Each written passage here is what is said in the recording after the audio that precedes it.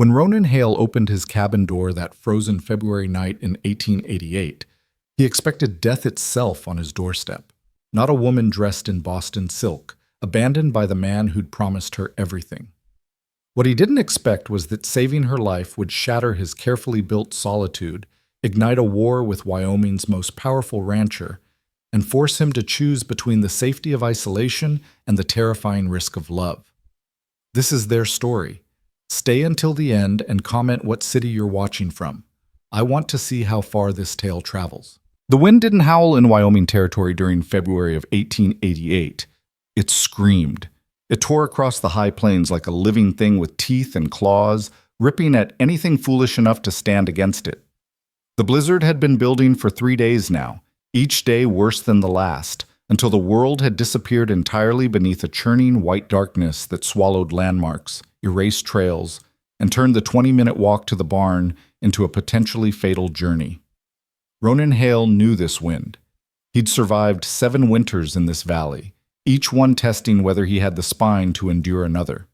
At 34, he was what the townspeople of Stone Creek called established, which was their polite way of saying he owned land kept to himself and had successfully avoided dying, going crazy, or crawling back east like so many others had done. His cabin sat at the base of Copper Ridge, 3 miles from his nearest neighbor and 7 from town, which was exactly how he preferred it. The cabin itself was solid work, logs he'd cut and fitted himself, chinked with clay and moss, a stone fireplace that drew clean, and a roof that had survived everything the territory had thrown at it. 1 room, 1 bed, 1 chair, 1 table, 1 man. Everything numbered in singular terms, which suited Ronan just fine. He'd come west after the war, after Gettysburg had taken his brother and Chancellorsville had taken something harder to name from inside himself. He'd tried going back to Pennsylvania, back to the farm, and the girl who'd waited, but he'd found he couldn't breathe there anymore. The East felt too close, too crowded, too full of questions he couldn't answer and memories he couldn't outrun.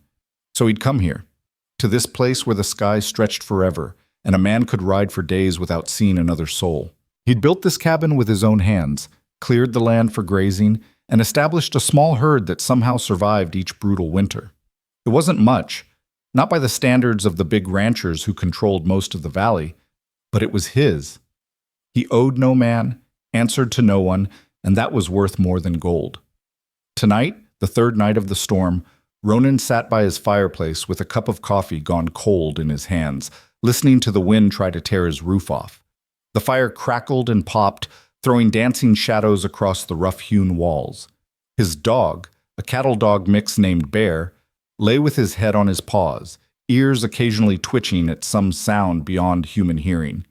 The cabin was warm, the woodpile was stacked high, and he had enough supplies to last weeks if needed. He was as safe as any man could be in a Wyoming blizzard.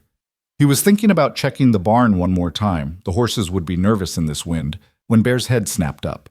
The dog's ears went rigid, pointed toward the door. Ronan set down his coffee and listened.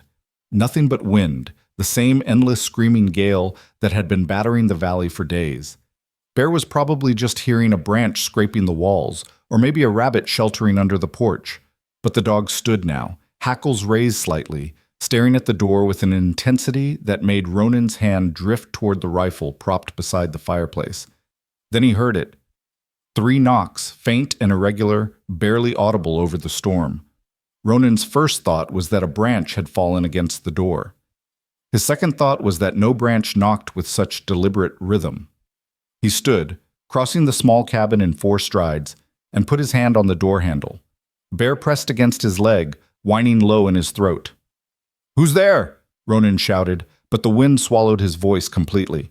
The knocks came again, weaker this time. 3 gentle taps that couldn't possibly be heard unless someone was listening for them. Ronan threw the bolt and pulled the door open.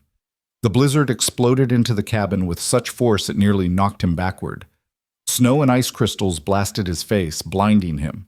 The temperature dropped 30 degrees in an instant. Bear yelped and retreated toward the fireplace. And there, framed in the doorway like some ghost conjured by the storm itself, stood a woman. She was dressed in what had once been fine clothing, a traveling dress of deep blue wool with brass buttons, now crusted with ice and torn at the hem. No coat, no shawl. Her hands were bare, her fingers blue-white with frostbite. Dark hair hung in frozen ropes around a face so pale it was almost translucent. She looked up at him with eyes that struggled to focus, took one stumbling step forward, and collapsed directly into his arms. Ronan caught her on pure instinct. She weighed almost nothing, her body cold as death except for one small spot of warmth at her core that told him she was still alive. Her lips were moving, trying to form words, but no sound came out except a thin whistle of breath. "Jesus Christ," Ronan breathed. He kicked the door shut behind him, staggering under her weight as the wind tried to rip them both back into the storm. The moment the door slammed, the cabin seemed to exhale, the roar of the blizzard dropping to a muffled howl. "What the hell? Who are you? Where did you come from?" The woman's eyes rolled back, her head lolled against his shoulder. She was unconscious, or close enough that it made no difference. Ronan's mind raced. This made no sense. His cabin was 3 miles from the nearest ranch, 7 from town. No one traveled in weather like this. No one could survive out in that storm for more than minutes. And this woman looked like she'd been walking for hours. Her dress was soaked through, frozen stiff in places. Her hands were like ice. How was she even alive? "Bear, move!" He carried her to the bed, his only bed, and laid her down as gently as his shaking hands would allow. She didn't respond, didn't move. Her chest barely rose and fell. "Stay with me," he muttered, more to himself than to her. "Don't you dare die in my cabin, woman. I've got enough ghosts."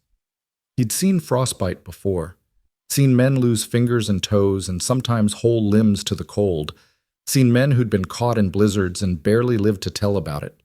The protocol was simple. Get them warm, but not too fast. Slow warming, or you could kill them just as surely as the cold would. Ronan grabbed every blanket he owned, all 3 of them, and piled them on the bed. But her dress was soaked through, freezing against her skin, and those wet clothes would kill her faster than the cold alone. His hands hesitated for just a moment, then he started working at the buttons of her dress, with fingers made clumsy by urgency.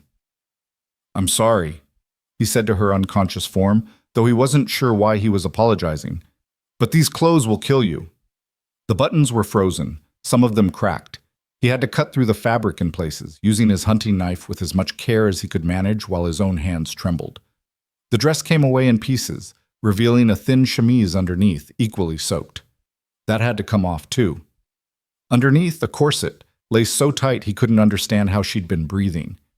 He cut the laces, pulled it away, and finally she wore only her undergarments, which he left in place because he had some sense of decency, though what good decency did for a dying woman he couldn't say. Her skin was mottled, blotched with white patches where frostbite had set in. Her feet were the worst. He'd have to deal with those carefully. But first, warmth. He wrapped her in the blankets, tucking them around her like a cocoon, then lifted her again and carried her to the chair he pulled close to the fire. Not too close. He didn't want to warm her too fast, but close enough that the heat could start working into her core.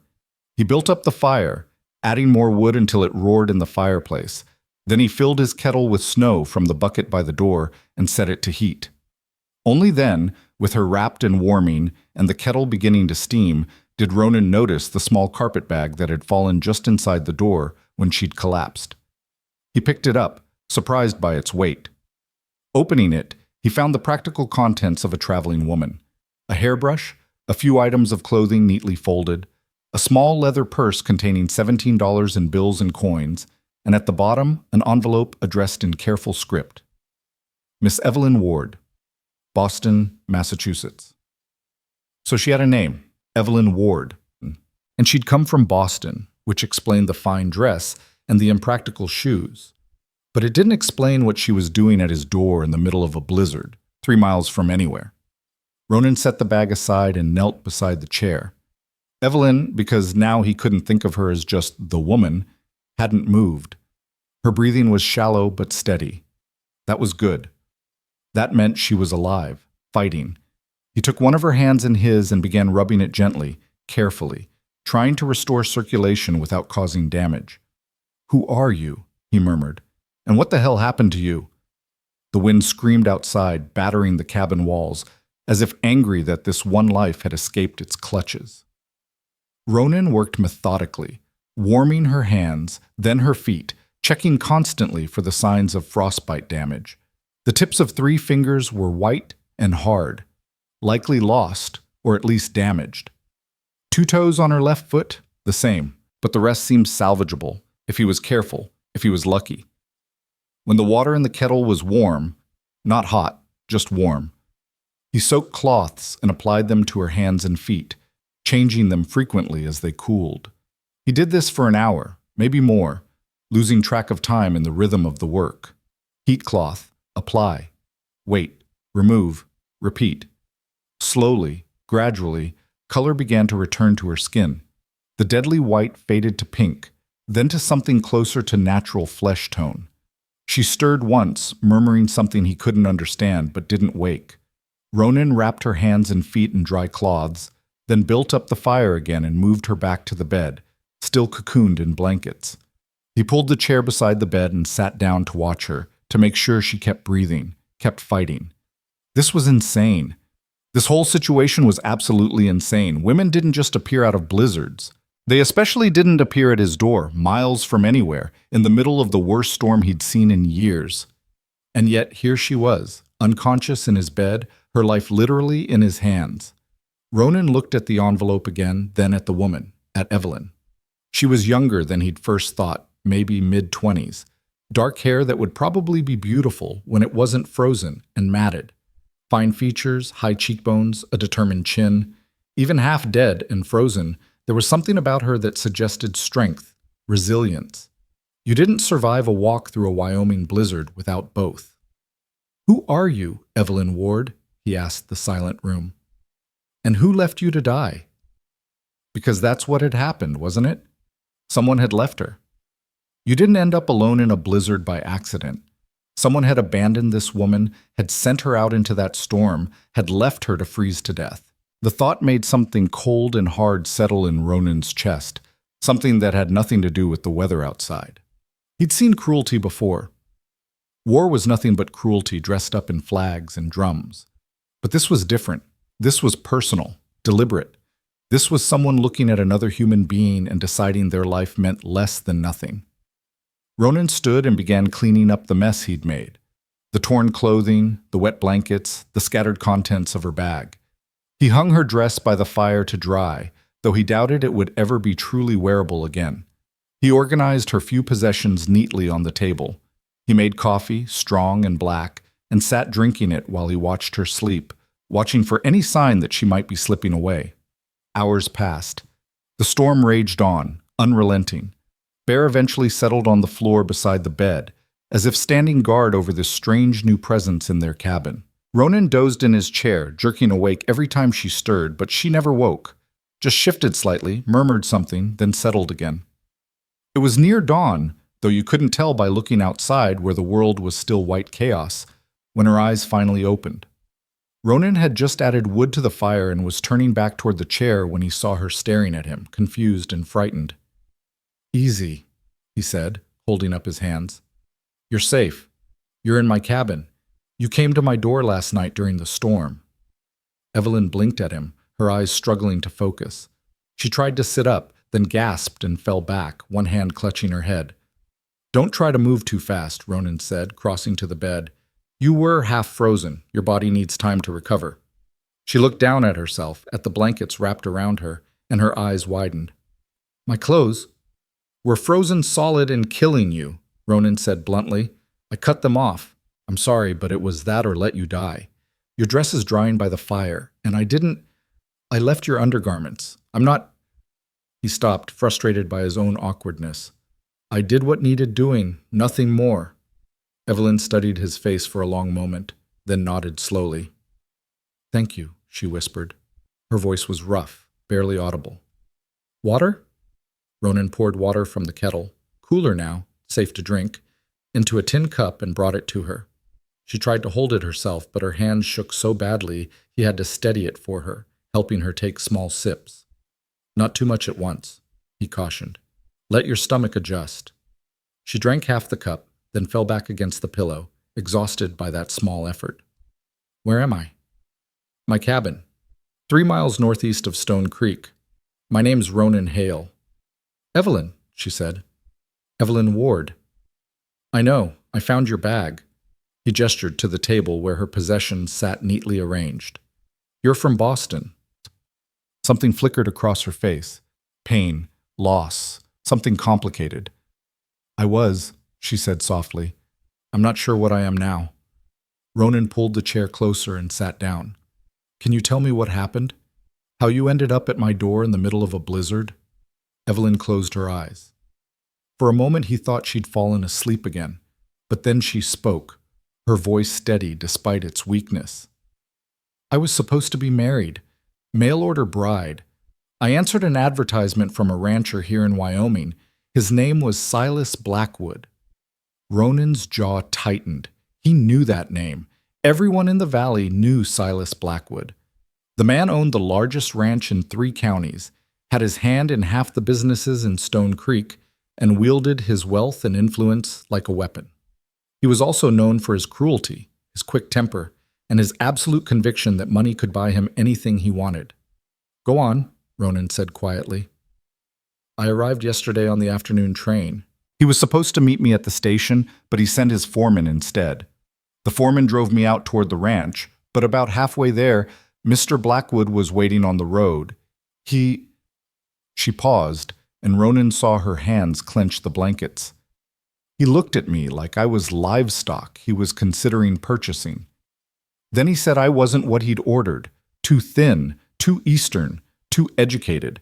Apparently I'd made the mistake of using words with more than 2 syllables in my letters. Ronan felt that cold, hard thing in his chest grow colder, harder. He told his foreman to take me back to town, but then he changed his mind.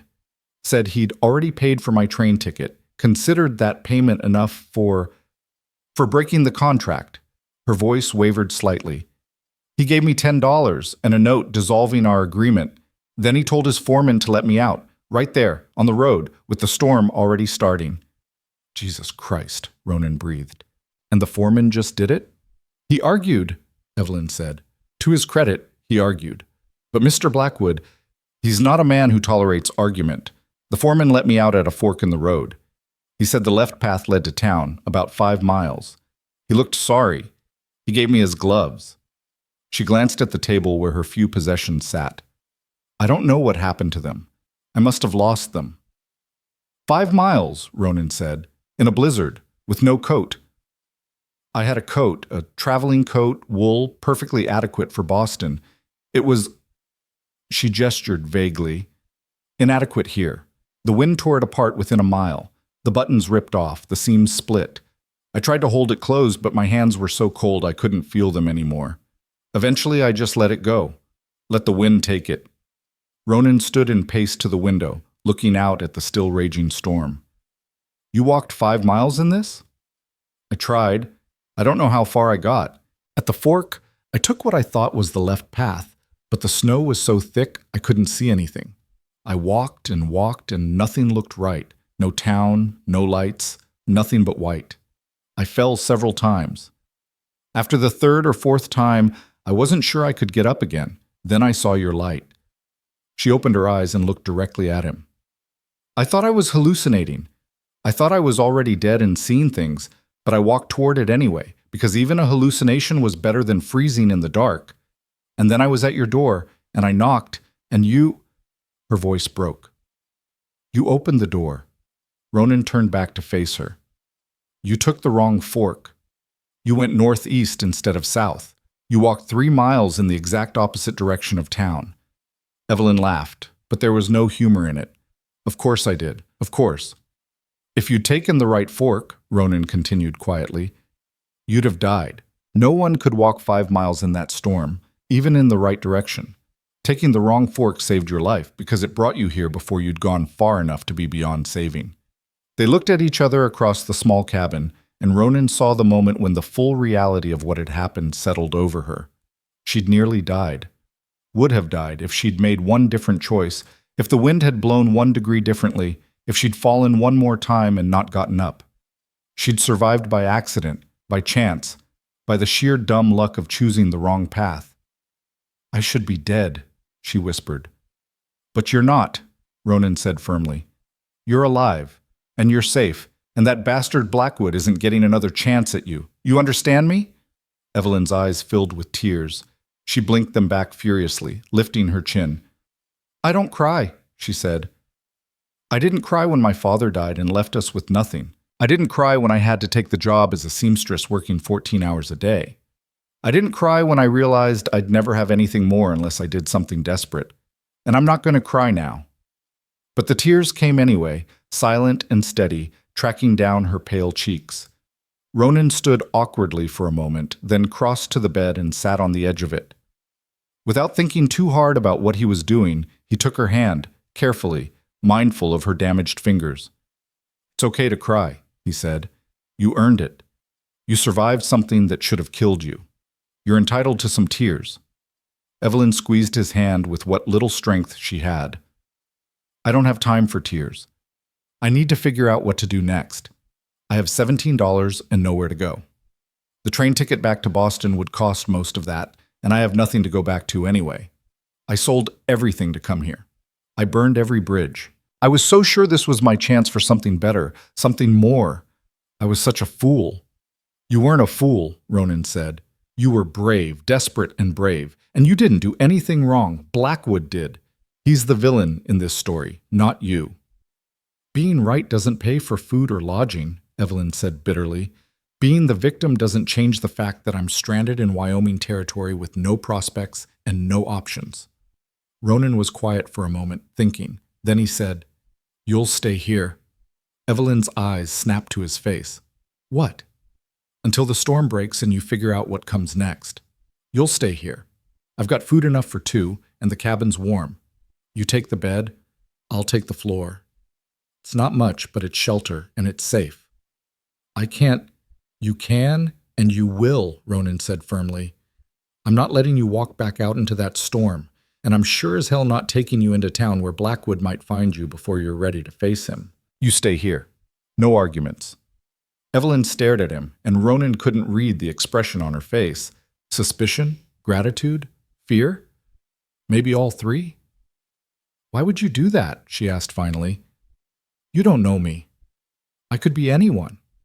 I could be lying about everything." "Are you?" "No?" "Then that's settled." Ronan stood, oddly uncomfortable with the gratitude he saw dawning in her eyes. "Now, you need to rest. You've been through hell, and your body needs time to heal. I'll make something to eat. Are you hungry?" "Starving," Evelyn admitted. "I haven't eaten since the train yesterday morning." Ronan nodded and moved to his small kitchen area, which was really just a counter and a few shelves. He had venison stew he'd made 2 days ago, still good, and biscuits that were only slightly stale. He heated the stew, warmed the biscuits, and brought her a bowl and plate balanced carefully in his large hands. "It's not fancy," he warned. Evelyn took the bowl and inhaled the steam rising from it. "It's perfect," she said, and the way she said it made Ronan think she meant more than just the food. He made himself a bowl and sat in the chair eating while she ate, both of them quiet. Outside, the storm continued to rage, but inside the small cabin, warmed by fire and food and the strange, unexpected comfort of another human presence, the world felt suddenly less cold than it had in a very long time. When Evelyn had eaten all she could, which wasn't much, her stomach having shrunk from hunger and stress, Ronan took the bowl and helped her settle back into the blankets. She was asleep before he'd even moved away from the bed. Her face relaxed in a way it hadn't been while she was awake. Ronan stood looking down at her for a moment, this stranger who'd appeared out of the storm like something from a dream. He thought about Silas Blackwood, about a man who could look at another human being and find them wanting, who could leave someone to die in a blizzard over vanity and wounded pride. He thought about what kind of man did that, and what kind of reckoning such a man deserved. Then he shook his head, banishing those thoughts. Right now, none of that mattered. Right now, what mattered was that Evelyn Ward was alive, was safe, was sleeping in his bed while the storm screamed outside. Tomorrow would bring its own problems. Tonight, this was enough. Ronan made up a pallet on the floor near the fire, using his coat as a pillow and his spare blanket for covering. Bear immediately came and lay down beside him, pressing his warm bulk against Ronan's side. He lay there listening to the storm, to the crackle of the fire, to Evelyn's steady breathing, and he thought about how strange life was, how one random moment could change everything. 3 hours ago, he'd been alone, content in his solitude, asking nothing from the world but to be left in peace. Now there was a woman sleeping in his bed, a woman who'd brought trouble and complications and questions he had no answers for. He should be angry about it, resentful. Instead, listening to her breathe, knowing she was alive because he'd opened a door, Ronan felt something he hadn't felt in years. He felt needed, useful, like his existence mattered for something beyond just surviving. It was a dangerous feeling. He knew that caring about people, needing people, letting them need you, that's where pain lived. That's where loss waited. He'd learned that lesson the hard way, had built his whole life around avoiding it. And yet here he was, already worrying about what would happen to this stranger when the storm broke, already thinking about how to protect her, already caring whether she lived or died. Damn fool, he muttered to himself, but without any real heat. Bear huffed softly, as if agreeing. Outside, the storm raged on, but inside Ronan Hale's cabin, two strangers slept, sheltered by walls built by honest hands, warmed by a fire that wouldn't let them freeze, kept safe by the miles of snow and ice that separated them from a world that had proven itself cruel. Tomorrow would bring its reckoning. Tonight, they were safe. And for now, that was everything. Morning came late to the valley, though you couldn't have proven it by the sky. The storm had finally exhausted itself sometime before dawn, leaving behind a world transformed into something alien and hostile. Snow had piled against the cabin walls in drifts that reached halfway up the windows, and everything beyond Ronan's small clearing had vanished beneath a blanket of white so complete it erased the horizon. The sun, when it finally managed to break through the clouds around mid-morning, reflected off all that snow with a brightness that hurt to look at directly. Ronan woke stiff and sore from sleeping on the floor, his back protesting as he pushed himself upright. Bear was already awake, sitting by the door with his tail wagging hopefully. The dog needed to go out, and Ronan needed to check on the horses and the few cattle that had been close enough to the barn to shelter there. But first he glanced toward the bed where Evelyn still slept, her dark hair spread across his pillow, her face peaceful in a way that made her look younger than her years. Color had returned fully to her cheeks overnight. That was good. The frostbite on her fingers and toes would heal, though she'd likely lose the tips of 2 fingers and at least 1 toe. He'd seen worse. Hell, he'd survived worse himself. He had a scar on his left hand where frostbite had taken half his pinky finger during his first winter here. You learned to be more careful after that, or you didn't survive long enough to learn anything at all. He built up the fire quietly, adding wood without waking her, then pulled on his heavy coat and boots. "Come on, Bear," he whispered, and the dog practically vibrated with excitement as Ronan opened the door just wide enough for them to slip through. The cold hit like a physical blow. The storm might have passed, but the temperature had dropped even further in its wake, and Ronan's breath formed clouds of vapor that froze in his beard almost instantly. He had to use his shoulder to force the door open against the drift that had built up overnight. And even then, he only managed to create an opening wide enough to squeeze through sideways. The world outside was silent in a way that felt unnatural after 3 days of the storm's constant roar. Nothing moved. No birds, no wind, no sound except the soft crunch of snow under his boots, and Bear's excited panting as the dog bounded through drifts that came up to his chest. The barn was barely visible 30 yards away, just a dark shape against all that white. Ronan made his way there slowly, testing each step. Snow could hide a lot: fallen branches, holes in the ground, patches of ice that could turn an ankle, or worse. He'd known men who'd frozen to death 20 feet from their own front doors because they'd fallen and couldn't get back up. Wyoming didn't forgive carelessness. The barn door was frozen shut, ice having formed in the gaps around the frame. Ronan had to kick it 3 times before it grudgingly opened, and when it did, he was hit with the warm, hay-scented smell of animals and the low nickering of horses who were very ready to be fed and watered. His 2 horses, a bay gelding named Red and a gray mare called Smoke, stood in their stalls looking indignant at having been left alone for so long. In the back, 3 cattle huddled together for warmth, their breath rising in clouds. Yeah, I know," Ronan muttered, grabbing a pitchfork. "I'm late. Sue me." He spent the next hour doing the necessary work, feeding and watering the animals, mucking out stalls, checking for injuries or signs of illness. Everything looked good. The barn had held, the animals had survived, and his small herd was intact. He'd lost stock in previous storms, come out to find cattle frozen standing up, or horses with lungs damaged from breathing air that was too cold. This time, he'd been lucky. By the time he made his way back to the cabin, the sun was higher and the glare off the snow was nearly blinding. He kicked the snow off his boots before entering and found Evelyn awake, sitting up in bed with the blankets pulled around her shoulders, staring at the door with an expression that suggested she'd been worrying. "I thought you'd left," she said, and there was something raw in her voice that made Ronan pause. "Just checking the animals," he said, stamping his feet to warm them. "The barn's 30 yards from the cabin. I wasn't leaving you." Evelyn looked down at her hands, embarrassed.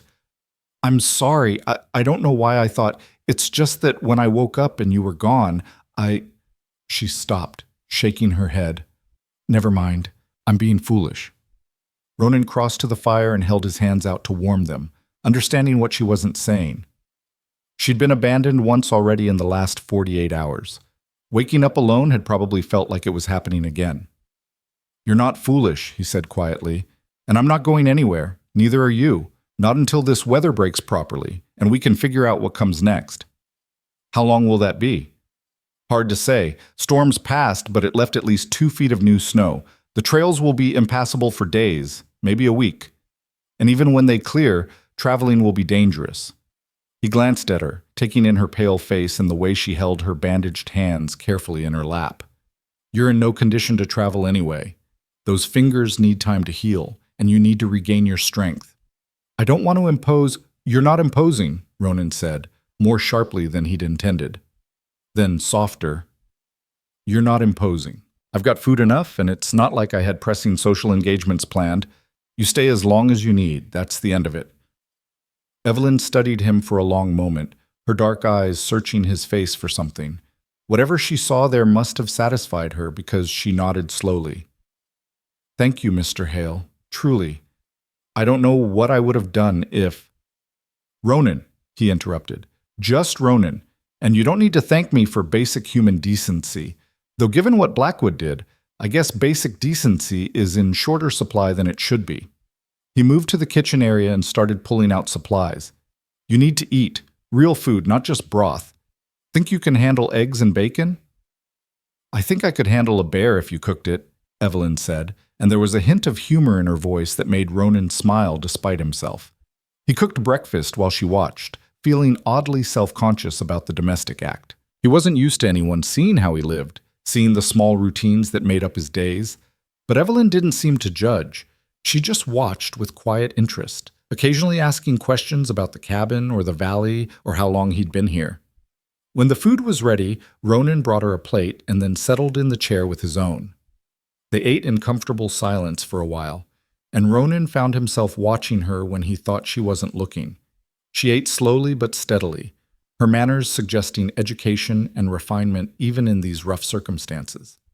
Everything about her spoke of a different world than this one, from the way she held her fork to the precise way she wiped her mouth with the cloth he'd given her. "Tell me about Boston," he said finally. "What made you leave?" Evelyn set down her fork and was quiet for a moment. "My father was a professor at Harvard," she said finally. "Literature and philosophy. We lived in a nice house near the university, had servants, knew the right people. I grew up thinking the world was books and discussions and ideas. Then my father died 3 years ago, and I discovered that all those ideas didn't translate into anything practical like money or property. He'd been living beyond his means for years, spending everything on books and maintaining appearances. When he died, there was nothing left except debt." She picked up her fork again, pushing food around her plate without eating it. "My mother had died when I was young, and I had no siblings, no family to turn to. The house was sold to pay creditors, and I was left with 2 trunks of clothes and an education that qualified me for absolutely nothing useful. I tried teaching, but the good schools wanted references I didn't have, and the bad schools paid wages you couldn't survive on. I tried being a governess, but I was too young and too educated, made the mothers nervous. Finally, I found work as a seamstress in a shop that made custom dresses for wealthy women." That doesn't sound so bad, Ronan offered. Evelyn laughed, but it was a bitter sound. 14 hours a day, 6 days a week, bent over a needle in bad light. My fingers bled constantly. The other girls were kind, but they'd grown up poor and hard.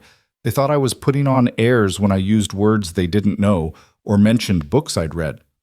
And the pay, she shook her head, $7 a week, and half of that went to rent for a room I shared with 2 other girls. I was slowly starving, and I knew it. I could see my future stretched out before me, years of gray life growing old and bent, dying in that cramped room with nothing to show for my existence except a lot of perfect stitches. She met his eyes then, and he saw the steel beneath her refined surface. So when I saw Mr. Blackwood's advertisement in the paper, it felt like a lifeline. He wanted an educated woman, someone who could read and discuss books, someone refined. He painted a picture of a life out west that sounded like adventure, like purpose. A partnership, he called it, a meeting of minds as well as a marriage. I thought... She stopped, swallowing hard. I thought maybe I'd found a way to have both survival and something approaching happiness. I was so desperate to believe in that possibility that I ignored every warning sign. What warning signs? Ronan asked quietly. His letters were wrong, Evelyn said. They were too perfect, too polished. I thought at the time that he must be well educated, cultured, but looking back, I think someone else wrote them for him. The man who met me at the station, who looked at me like I was a disappointing horse he'd been talked into buying, that man couldn't have written those letters. He could barely string together a sentence without cursing or spitting. The man in the letters was thoughtful, philosophical. The real Silas Blackwood was... She searched for words. Crude, mean, small, despite all his money and land. Ronan felt that cold anger settling in his chest again, the same anger he'd felt when she first told her story. He had no right to leave you like that. Contract or no contract, you don't abandon someone to die. That's murder, near enough. But who would believe that? Evelyn asked. A wealthy, respected rancher versus a desperate mail-order bride. He gave me $10, which he'll claim was fair payment for travel costs. He'll say he offered to take me back to town, and I refused. Or he'll say I was unstable, unsuitable, a liar. Who's going to take my word over his? I will, Ronan said flatly. And I'm not nobody in this valley. I've been here 7 years, built my place with my own hands, never caused trouble or owed debts. People know me. People trust me. If I say Silas Blackwood left you to die in a blizzard, some folks will listen. And the rest will say you're a lonely bachelor taken in by a scheming woman, Evelyn said sadly. That I bewitched you somehow, got my hooks in you. They'll say I'm trying to ruin a good man's reputation because my own plans fell through. That's how these things work, Ronan. The powerful stay powerful because they control the story. Ronan wanted to argue, but he couldn't. She was right. He'd seen it before, the way money and influence could reshape reality to suit the powerful. He'd seen it in the war, where generals' mistakes got rewritten as strategies and common soldiers' sacrifices got forgotten entirely. He'd seen it here in Wyoming, where big ranchers pushed out smaller homesteaders through force and intimidation and then claimed they'd bought the land fair and square. So what do you want to do? He asked. Evelyn was quiet for a long time, staring at the fire. When she finally spoke, her voice was steady and clear. I want to survive. I want to figure out how to live here, in this place, without having to depend on anyone's mercy or charity. I want to become someone who can't be discarded or dismissed. I don't know how to do that yet, but I know I'm not going back to Boston with my tail between my legs. I came west looking for a new life. The fact that it didn't come in the package I expected doesn't change that I still need it. Ronan nodded slowly. Then we'll figure it out. But first, you heal. And while you're healing, you can help me around here. Not because you owe me, he added quickly, seeing her expression, but because it'll give you something to do besides worry, and because I could use the help. Place this small, there's always work that needs doing. I don't know anything about ranching or farming, Evelyn warned. I can barely tell one end of a horse from another. Neither could I when I started, Ronan said. You learn or you die. It's a powerful motivator. He stood and collected their empty plates. For now, you should rest more. Your body's been through hell, and recovery takes time. I've got to dig out the paths to the barn and the woodpile, which will take most of the day. You sleep, and tonight I'll start teaching you about life out here. Deal?" Evelyn smiled, and it was the first genuine smile he'd seen from her. It transformed her face completely, made her beautiful in a way that had nothing to do with features and everything to do with spirit. "Deal," she said. Ronan grabbed his coat and headed back outside, trying not to think too hard about that smile or the way it had made something warm unfold in his chest. He had work to do, practical work that required his attention. He couldn't afford to be distracted by a woman's smile, no matter how pretty it was. But as he shoveled snow for the next several hours, creating paths and clearing drifts, he found his mind wandering back to the cabin, to Evelyn sitting by the fire. He found himself thinking about her story, about a woman educated and refined, brought low by circumstances, fighting to survive in a world that had no place for her. He thought about her courage in answering that advertisement, in traveling across the country alone to meet a stranger. He thought about her strength in walking through a blizzard when most people would have just lain down and died. And he thought about how the cabin had felt different this morning, warmer somehow, fuller. For 7 years it had been perfectly adequate, a shelter, a place to sleep and eat and wait out the winters.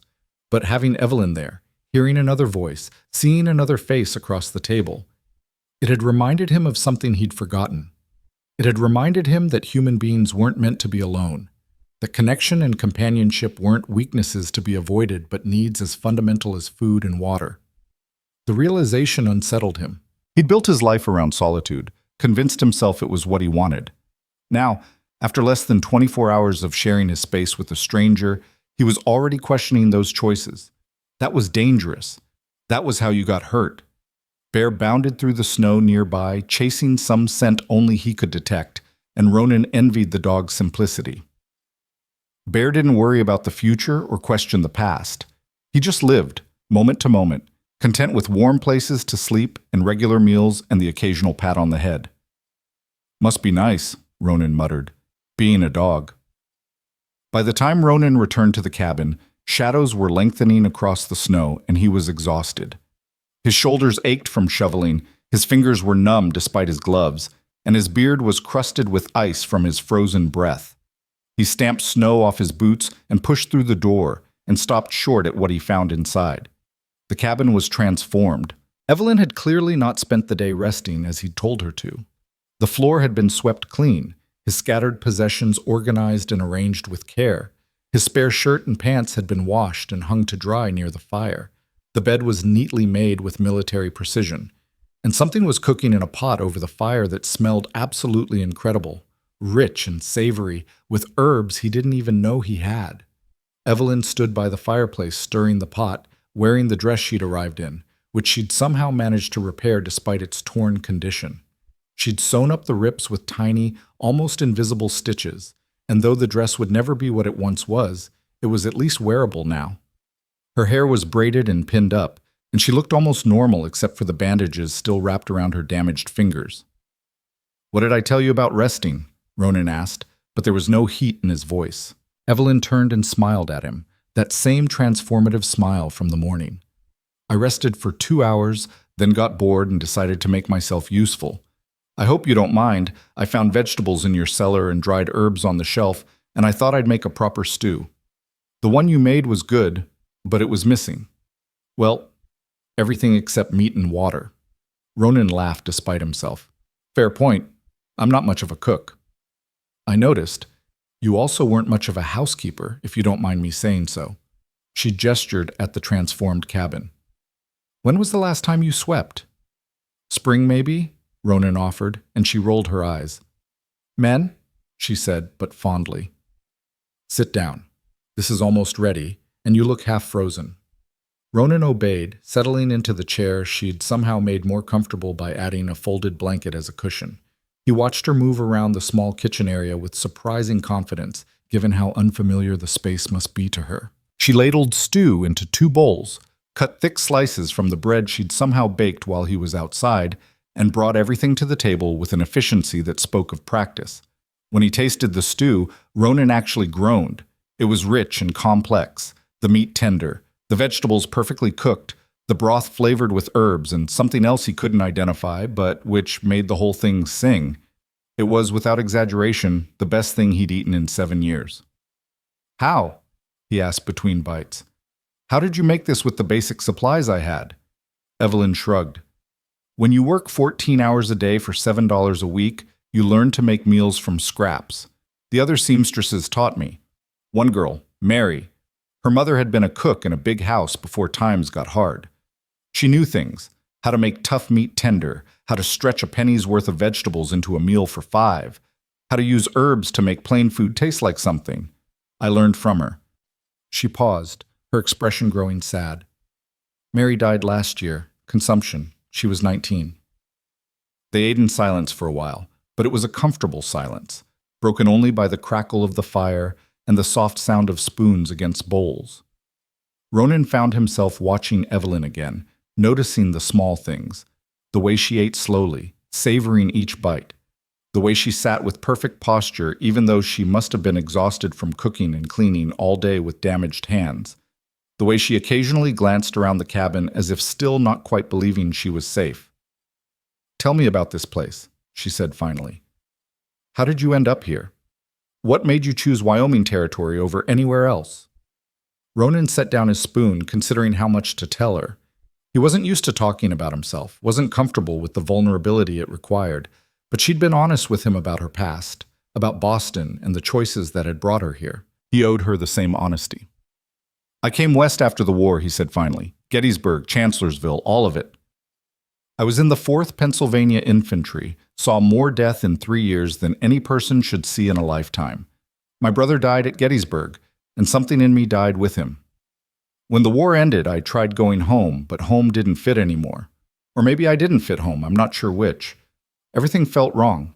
Too close, too crowded, too full of people who wanted to talk about the war or wanted me to forget the war, neither of which I could do. He paused, staring into his bowl. There was a girl, Sarah. We'd talked about marriage before I enlisted, had this whole future planned out. When I came back, she was still there, still waiting, still wanted that future. But I couldn't give it to her. Couldn't be the man she'd waited for. Couldn't pretend I was okay when I wasn't. Couldn't imagine settling into that quiet life when my head was still full of screaming and thunder. So I left, told her she deserved better than a broken soldier, packed what I could carry, and headed west. Did she try to stop you? Evelyn asked softly. Yes, Ronan said. She cried, said she didn't care if I was different, said we could figure it out together. But I was 24 and convinced I was doing the noble thing by leaving her free to find someone whole. Looking back, I'm not sure it was noble or just cowardice. Either way, I left. He took a breath and continued. I drifted for a while, worked cattle drives, did some mining, tried my hand at various things, eventually made my way up here to Wyoming territory, and something about it felt right. The space, the quiet, the way you could ride for hours without seeing another soul. I found this valley, this particular spot, and thought maybe I could build something here. Something simple and clean that didn't require me to be anything other than what I was. So I filed a homestead claim, built this cabin, started a small herd. 7 years later, here I am.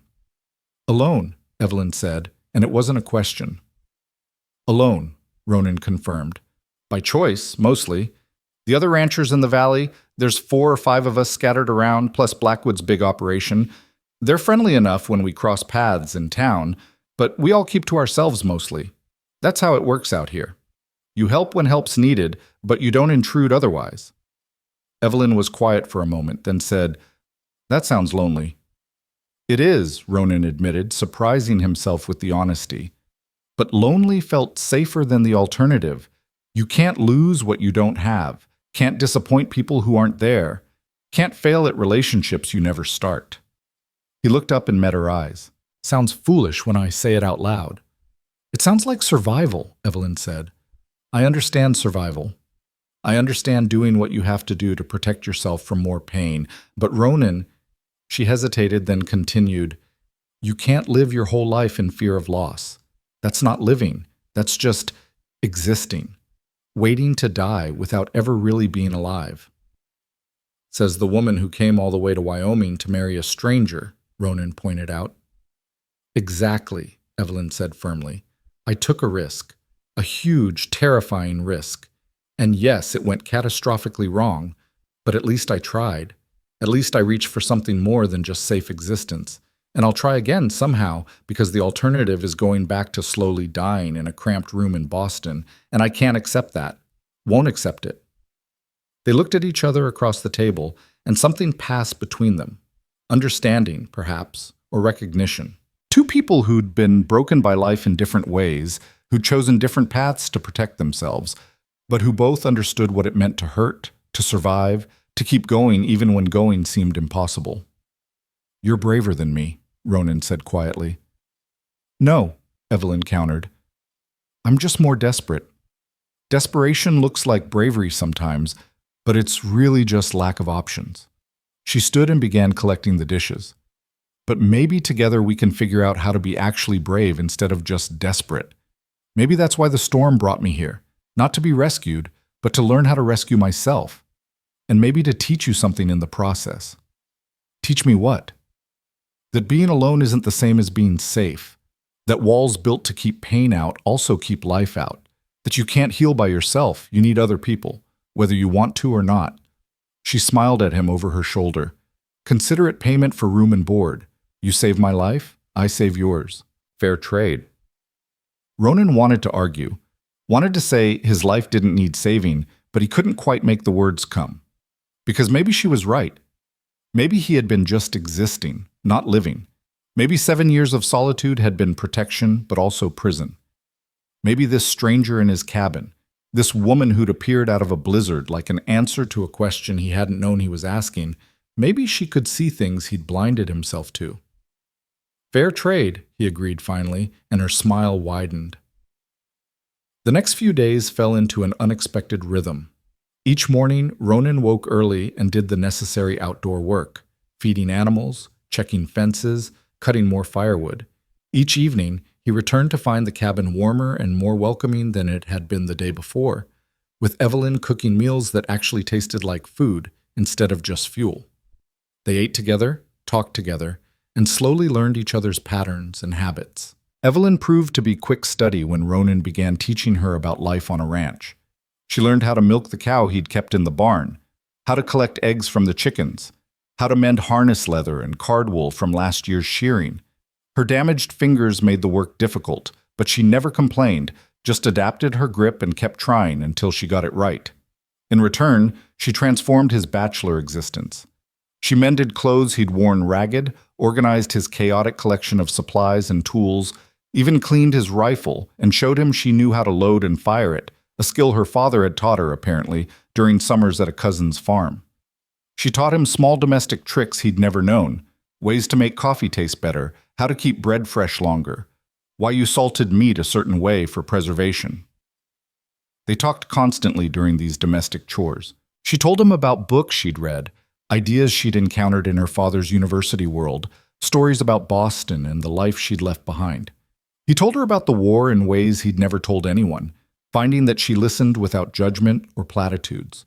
He told her about Wyoming, about the valley's history and the people who'd settled here, about the harsh beauty of the land and the price it demanded from those who tried to tame it. And slowly, carefully, they became friends. On the 5th day after the storm, Evelyn stood at the window looking out at the snow-covered valley, her expression thoughtful. "What are you thinking?" Ronan asked from his chair, where he was oiling a saddle. "That I can't stay here forever," she said quietly. "That eventually I'll have to face the world beyond this cabin. Face Stone Creek, face the possibility of running into Silas Blackwood, face the question of what comes next for me." Ronan's hand stilled on the leather. "You could stay," he heard himself say. "Not forever maybe, but longer. Until spring, at least. You could help me with the ranch, learn the work, and when the weather breaks properly, you'd be in a better position to make decisions. You'd have skills, references from me, money saved if I pay you a fair wage for the work." Evelyn turned from the window, surprise clear on her face. "You'd do that? Pay me to stay and help? Why not? I could use the help, and you need time to figure things out. Makes sense." He tried to keep his voice casual, tried not to let her see how much he wanted her to say yes, how much he'd come to depend on her presence in just a few short days. She studied his face for a long moment, and he had the uncomfortable feeling she could see right through his casual tone to the loneliness underneath. But when she spoke, her voice was gentle. "I'd like that." "Thank you, Ronan." He nodded and went back to oiling the saddle, not trusting himself to speak. Outside, the sun was setting over the snow-covered valley, painting everything in shades of gold and pink. Inside the cabin, firelight flickered across walls that had known only one occupant for 7 years, but now held two, and the silence between them was warm and comfortable. Neither of them said what they were both thinking, that this arrangement couldn't last forever, that eventually the valley would thaw and reality would intrude, that Silas Blackwood wouldn't simply forget about the mail-order bride who disappeared into a blizzard. But for now, in this moment, they were safe and warm and not alone. And for now, that was enough. The days that followed blurred together in a pattern that felt both strange and natural. Each morning brought the same routines. Ronan rising before dawn to tend the animals, Evelyn waking shortly after to start breakfast and tackle whatever domestic projects she'd set for herself the day before. The cabin became a small world unto itself, sealed off from the valley by snow that still measured 3 feet deep in places, protected from the questions and complications of the outside world by simple geography and weather that refused to fully break. But within that small world, something was shifting. Ronan felt it in the way he found himself hurrying through his outdoor chores, eager to get back inside where Evelyn's voice and laughter waited. He felt it in the way his chest tightened when he came through the door and saw her there, bent over some task, humming softly to herself. He felt it most acutely in the evenings when they sat by the fire, talking until the logs burned low and the only light came from embers, and he realized he'd been staring at her face instead of listening to her words. This was dangerous territory. He knew it intellectually, could list all the reasons why getting attached to Evelyn Ward was a mistake waiting to happen. She was vulnerable, dependent on him for survival. She'd nearly died days ago and was still recovering. She'd come here planning to marry another man and had no reason to want anything from Ronan except temporary shelter. And perhaps most importantly, she deserved better than a broken-down former soldier who'd spent 7 years hiding from the world in a cabin at the edge of nowhere. But knowing something intellectually and feeling it emotionally were two different things, and Ronan's heart seemed determined to ignore every logical argument his mind constructed. When Evelyn laughed at something he said, he felt 10 feet tall. When she asked his opinion on things, books, ideas, plans for improving the cabin, he felt valued in a way he hadn't since before the war.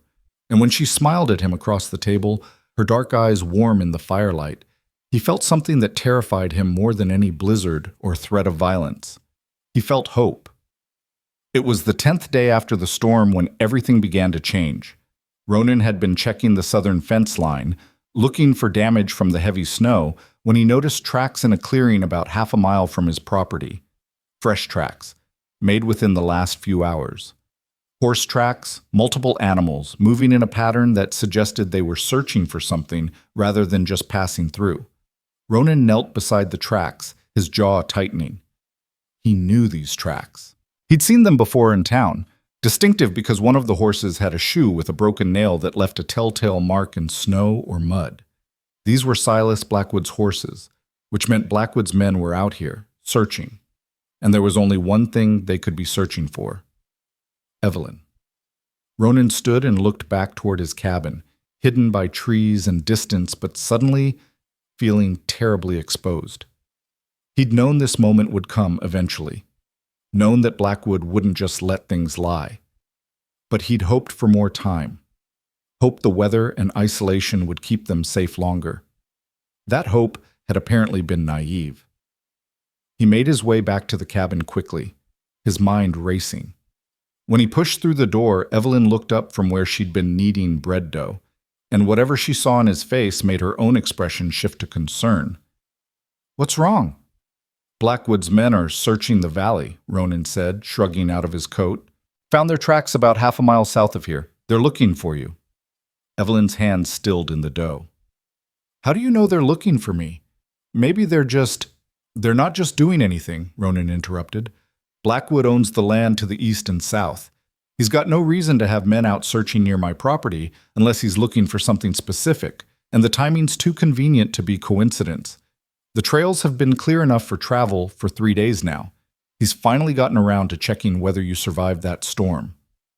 "Why would he care?" Evelyn asked, but her voice was uncertain. "He left me to die. Why would he come looking now?" Ronan poured himself coffee, needing something to do with his hands. Could be he's worried about witnesses. Could be someone saw his foreman drop you off and asked questions. Could be he's just tying up loose ends, making sure there's no evidence of what he did. Or maybe, he paused, considering, maybe he's heard rumors that you survived and wants to control the story before you can tell your side. Evelyn wiped flour from her hands and came to stand beside him at the window, looking out at the snowy valley. "What do we do?" The "we" in that question made something warm settle in Ronan's chest despite the circumstances. She wasn't assuming he'd hand her over or make her face this alone. She was including him in her plans, treating them as a unit. It was a small word, but it carried weight. "We have options," Ronan said. "I can hide you if they come here. There's a root cellar that's not obvious, and they've got no legal right to search my property without cause. Or you can stay visible and we tell them the truth, that you nearly died, that I took you in, and that you're working for me now as a hired hand. That's all legal and proper. Nothing Blackwood can object to without revealing his own actions." "But if we tell them I'm here, won't that put you in danger?" Evelyn asked. "If Blackwood is worried about witnesses or trying to cover up what he did, having you know the truth makes you a problem too." "I can handle Silas Blackwood," Ronan said with more confidence than he felt. "He's used to pushing around people who can't push back. Homesteaders who owe him money. Small ranchers who need his goodwill to survive. But I don't owe him anything, and my land is clear and paid for. He can threaten all he wants, but he's got no leverage over me." Evelyn turned to look at him directly. "You're sure about this? About standing up to the most powerful man in the valley for someone you've known less than 2 weeks?" Ronan met her eyes, and the words came easier than he'd expected. "I'm sure. What he did to you was wrong, Evelyn. Criminal, if we could prove it in a way that would matter to a court. I'm not going to let him intimidate you into silence or disappearing just to protect his reputation. And I'm not going to let him hurt you again in any way. That's a promise." Something shifted in Evelyn's expression, something soft and complicated that made Ronan's breath catch. She reached out and took his hand, her fingers, bandaged still but healing, curling around his calloused palm. "Thank you," she said quietly, "for everything you've done, everything you've risked.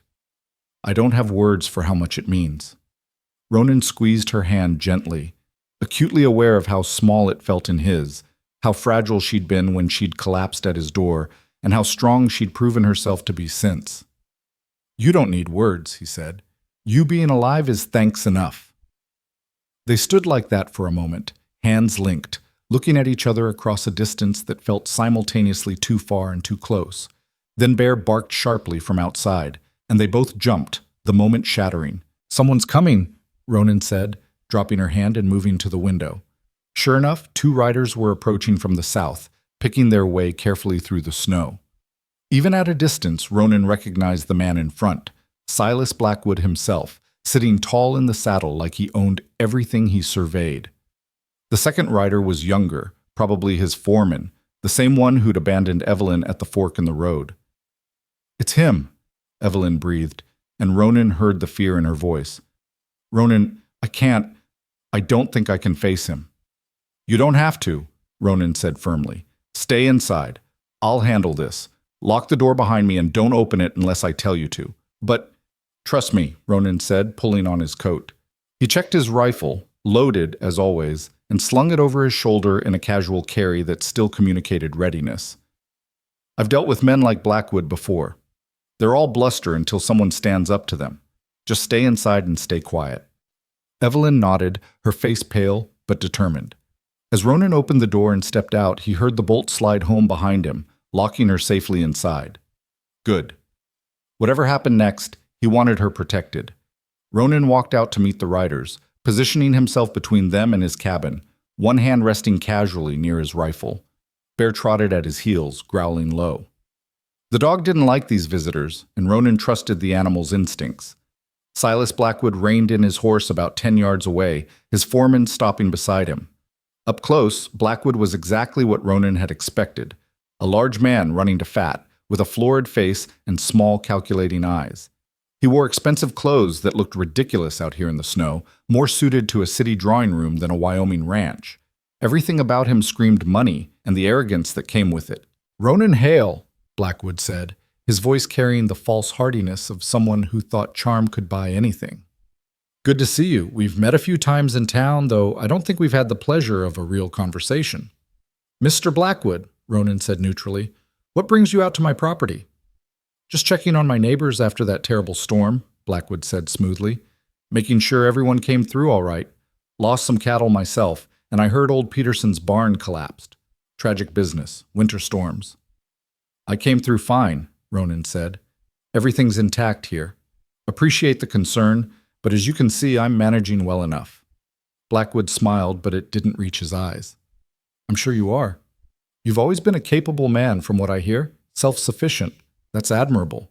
He paused, then added with studied casualness, "I don't suppose you've seen anyone unusual in the valley. Travelers, maybe, caught out by the storm?" There it was. The real reason for the visit, dressed up in neighborly concern but transparent as glass. Ronan kept his face carefully neutral. "Why do you ask?" "Oh, just curious," Blackwood said. "I was supposed to meet someone off the train the day the storm hit, but there was some confusion, and we never connected. I've been worried about what might have happened to them in that weather. A woman, traveling alone. You can imagine my concern." Ronan could feel Evelyn listening from inside the cabin, could almost sense her fear through the walls. He kept his voice level and calm. "You left a woman out in that storm? That seems careless." Blackwood's smile tightened slightly. "There was a misunderstanding. My foreman here thought I'd wanted her taken back to town, when I'd actually meant for her to be brought directly to the ranch. By the time we realized the error, the storm had gotten too bad to search safely. Now that the weather's cleared, I'm trying to locate her, make sure she's all right. She is, after all, my responsibility." It was a smooth lie, delivered with practiced ease. If Ronan hadn't heard the truth from Evelyn herself, he might have believed it, might have sympathized with this wealthy rancher worried about a woman under his care.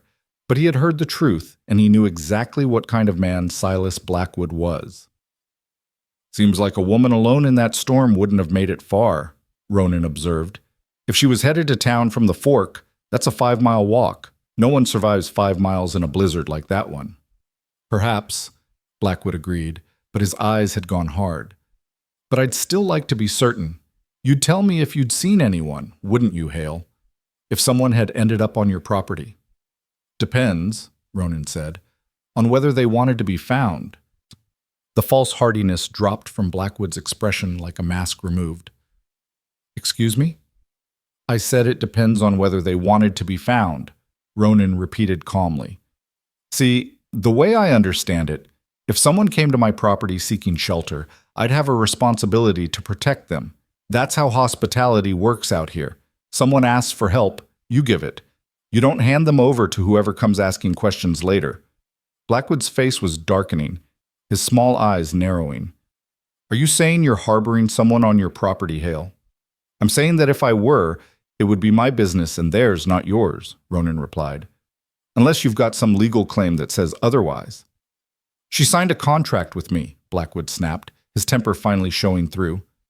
"She agreed to marry me, to become my wife. That gives me certain rights." "A contract that you dissolved," said a voice from behind Ronan, clear and steady. "In writing, with a $10 payment to make it official." Ronan's heart sank, even as part of him swelled with pride. Evelyn had opened the door and stepped out onto the porch, the letter Blackwood had given her held in her hand. She'd ignored his instruction to stay hidden, had chosen to face her tormentor directly rather than hide behind locked doors. It was brave and foolish and absolutely like her. Blackwood's expression went through several rapid changes: shock, anger, calculation, and finally a twisted satisfaction that made Ronan's hand tighten on his rifle. "Miss Ward," Blackwood said. "Thank God. We've been so worried about you. When the storm hit and we realized you were out in it, I sent men searching as soon as the weather allowed. You must have been terrified." "I was," Evelyn said, and her voice was cold as the snow around them. terrified and freezing to death because you left me on that road to die. Your foreman didn't make a mistake, Mr. Blackwood. You told him to abandon me there. You looked me in the eyes and told me I wasn't what you'd ordered, as if I were merchandise instead of a person. Then you rode away and left me to freeze." "That's a lie," Blackwood said, but there was something desperate in his voice now. "You're confused, traumatized by your experience. It's understandable, but you're misremembering what happened. I never meant—" "I have your letter," Evelyn interrupted, holding it up. "The one you gave me dissolving our agreement. The one where you called me unsuitable and said the $10 was more than fair compensation for the inconvenience. Your own words, Mr. Blackwood, in your own handwriting. Would you like me to read it aloud?"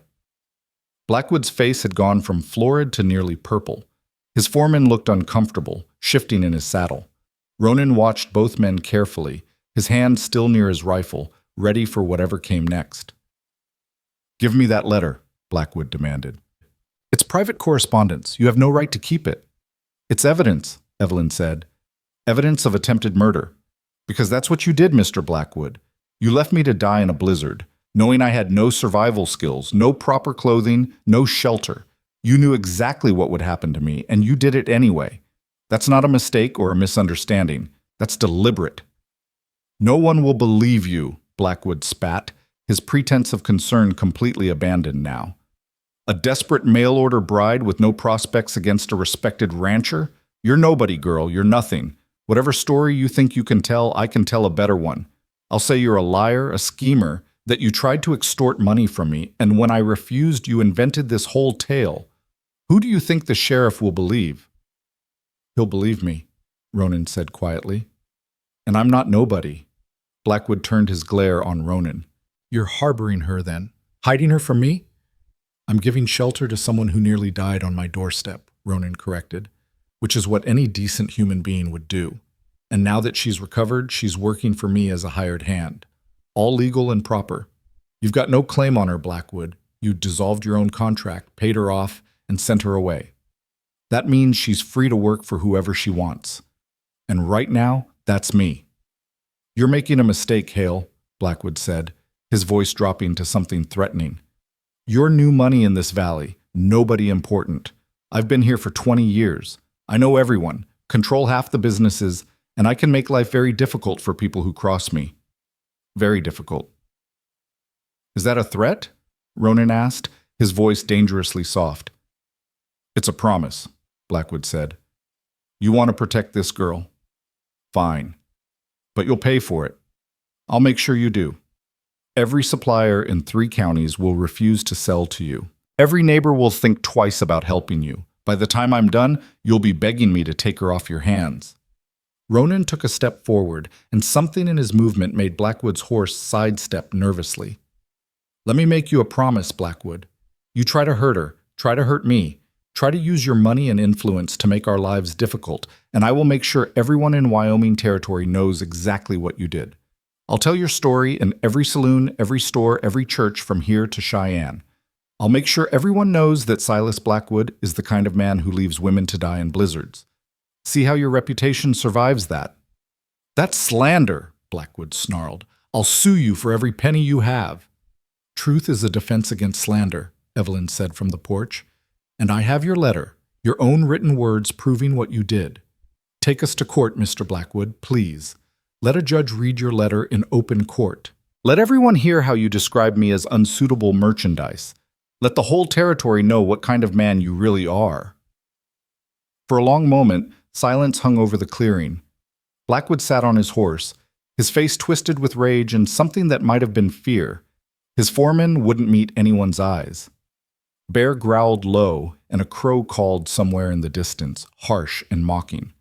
Finally, Blackwood jerked his horse's reins, yanking the animal's head around. "This isn't over," he said. "Not by a long shot. You think you've won something here, but all you've done is make an enemy you can't afford to have. Both of you will regret this. I promise you that." He kicked his horse into motion, and the foreman followed quickly, both men disappearing back the way they'd come, leaving deep tracks in the snow. Ronan and Evelyn stood watching until they'd vanished completely into the trees, and only then did Ronan lower his hand from his rifle.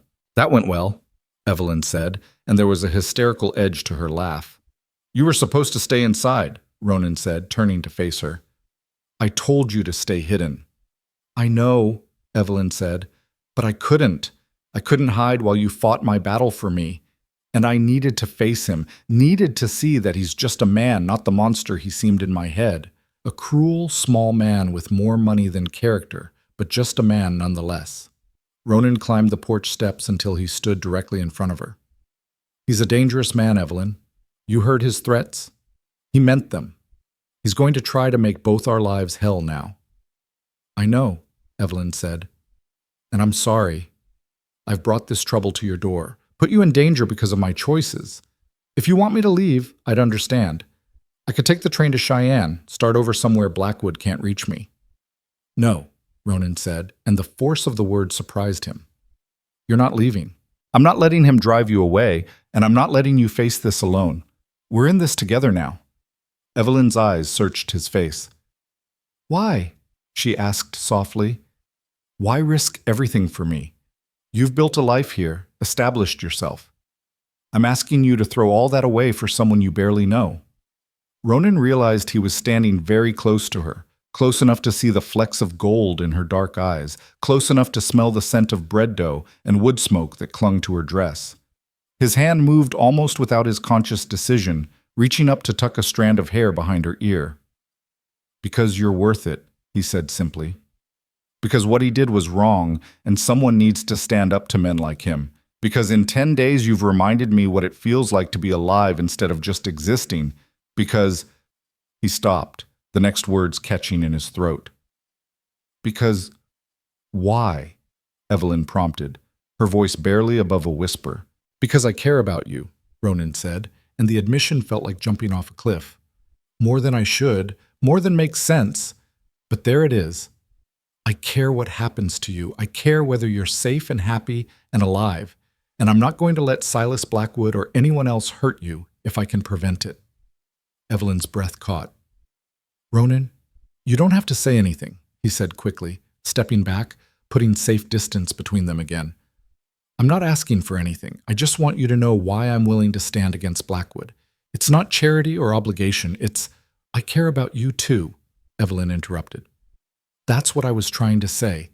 I care about you, Ronan Hale, and it terrifies me because I've only known you 10 days, and it's too soon and too fast, and I don't trust my own judgment after the disaster with Blackwood. But I can't help it. You saved my life, yes, but more than that, you've treated me like a person, like someone who matters. You've listened to me, taught me, trusted me. You've given me back my dignity when Blackwood tried to take it away. How could I not care about someone who's done all that? They stared at each other, both breathing hard, the air between them electric with things unspoken. Ronan wanted to close the distance again, wanted to pull her into his arms and kiss her, and damn the consequences. But he held himself still, knowing it was too soon, too complicated, that she needed time and space to sort through everything that had happened. We should go inside, he said finally, his voice rough. It's cold out here, and we need to talk about what comes next. Blackwood's not going to let this drop. Evelyn nodded, though something like disappointment flickered across her face. You're right, we need a plan. They went inside and Ronan built up the fire while Evelyn made coffee. They sat at the table, not quite looking at each other, both hyper-aware of what they just admitted and what it might mean. Outside, the sun climbed higher in the sky, melting snow from the roof in steady drips. The valley sparkled under its white blanket, beautiful and treacherous, hiding dangers beneath pristine surfaces. He'll try to isolate us, Ronan said finally, pulling his mind back to practical matters. Cut off our supplies, turn people against us, make it impossible to survive here. That's how men like Blackwood operate. They use economic pressure because it's legal and hard to fight. Can he really do that? Evelyn asked. Control who sells to us? Maybe, Ronan admitted. He's got influence in Stone Creek, owns shares in several businesses, but there are other towns, other suppliers, and I've got some money saved, enough to last through spring if I'm careful. By then, maybe his anger will have cooled, or maybe we'll have figured out a different solution. What if we went to the sheriff? Evelyn suggested. Showed him the letter, told him what happened. Ronan shook his head. Sheriff Palmer owes his position to the big ranchers, Blackwood included. He's not going to move against someone that powerful based on one woman's word and a letter that could be interpreted different ways. We need more than that. We need leverage. What kind of leverage? I don't know yet, Ronan said, but there has to be something. Men like Blackwood don't get that powerful without making enemies, without having secrets they'd rather keep hidden. We just need to find the right pressure point. They talked for hours, planning and strategizing, trying to think 3 steps ahead of a man who'd spent 20 years learning how to get what he wanted. It was exhausting and frightening, but also oddly energizing. They were in this together now, partners against a common threat. There was strength in that, comfort in not being alone. As the afternoon wore into evening, Evelyn stood and stretched. I need to do something with my hands, she said, something normal and domestic. I'm going to finish that bread I was making before Blackwood showed up. Ronan watched her move to the counter, watched her hands work the dough with practiced efficiency, despite the bandages still wrapping her damaged fingers. She'd come so far in just 10 days, from a half-frozen woman collapsed at his door to someone strong and capable, someone who could face down the man who'd tried to kill her and not break. He'd helped save her life, yes, but she'd saved herself in all the ways that mattered. She'd refused to be defeated, refused to disappear or stay silent. She'd found her strength and claimed it. "You're staring," Evelyn said without turning around, but he could hear the smile in her voice. "Sorry," Ronan said, though he wasn't. "Just thinking." "About what?" "About how beautiful you are when you're being brave," he thought. "About how this cabin feels like home now instead of just shelter. About how I spent 7 years convinced I was better off alone, and now I can't imagine going back to that emptiness. About how I'm glad you knocked on my door that night," he said aloud. "Even with all the complications and threats, I'm glad you're here." Evelyn turned then, her hands dusted with flour, her eyes bright. "Me too," she said softly. "Despite everything, despite Blackwood and the uncertainty and not knowing what happens next, I'm glad I ended up here. With you. In this cabin that you built with honest hands." The words hung in the air between them, weighted with meaning beyond their simple surface. Outside, the light was fading toward evening, painting the snow in shades of blue and purple. Inside, the fire crackled and warmth wrapped around them like a blanket. In that moment, with danger waiting just beyond their walls and the future uncertain and frightening, they were safe. They were together, and somehow, impossibly, they were happy. Neither of them acknowledged the truth that was becoming impossible to ignore, that what had started as rescue and gratitude was becoming something deeper, something that felt dangerously like love. Neither of them spoke about what might happen when spring came and choices had to be made. They simply existed in that moment, in that space. Two people who'd found each other through accident and storm and were now bound together by something stronger than either had expected. The bread baked, filling the cabin with its warm yeast smell. They ate dinner and talked about small things, carefully avoiding the bigger questions that loomed. And when the night grew late and it was time to sleep, Ronan made up his pallet on the floor as always, and Evelyn climbed into the bed as always, and they said goodnight as always. But the air between them hummed with possibility, with words unsaid and feelings acknowledged but not yet fully explored. Tomorrow would bring its challenges. Blackwood would make good on his threats, and they'd have to find ways to counter him. But tonight, in this cabin at the edge of the valley, two people slept and dreamed of futures that might include each other, if they were brave enough to reach for them. Blackwood's retaliation came faster than Ronan had expected. 3 days after their confrontation, he rode into Stone Creek for supplies and found doors closing in his face. The general store, where he'd traded for 7 years, suddenly had nothing in stock that he needed. The feed store claimed they were waiting on a shipment and couldn't help him. Even the blacksmith, a gruff Norwegian named Olsen, who'd always been friendly, looked uncomfortable and said he was too busy to take on new work. Ronan stood in the middle of the muddy main street, watching people avoid his eyes, and felt the invisible weight of Blackwood's influence settling over the town like a blanket. This was how it worked: quiet pressure, unspoken threats, the subtle message that anyone who did business with Ronan Hale would find themselves on the wrong side of the valley's most powerful man. He was about to climb back on his horse and ride the extra 30 miles to the next town when a voice called out from behind him, Ronan Hale? That you? Ronan turned to find a wiry man in his 60s approaching, one hand extended in greeting. The man's face was weathered as old leather, his eyes sharp and knowing.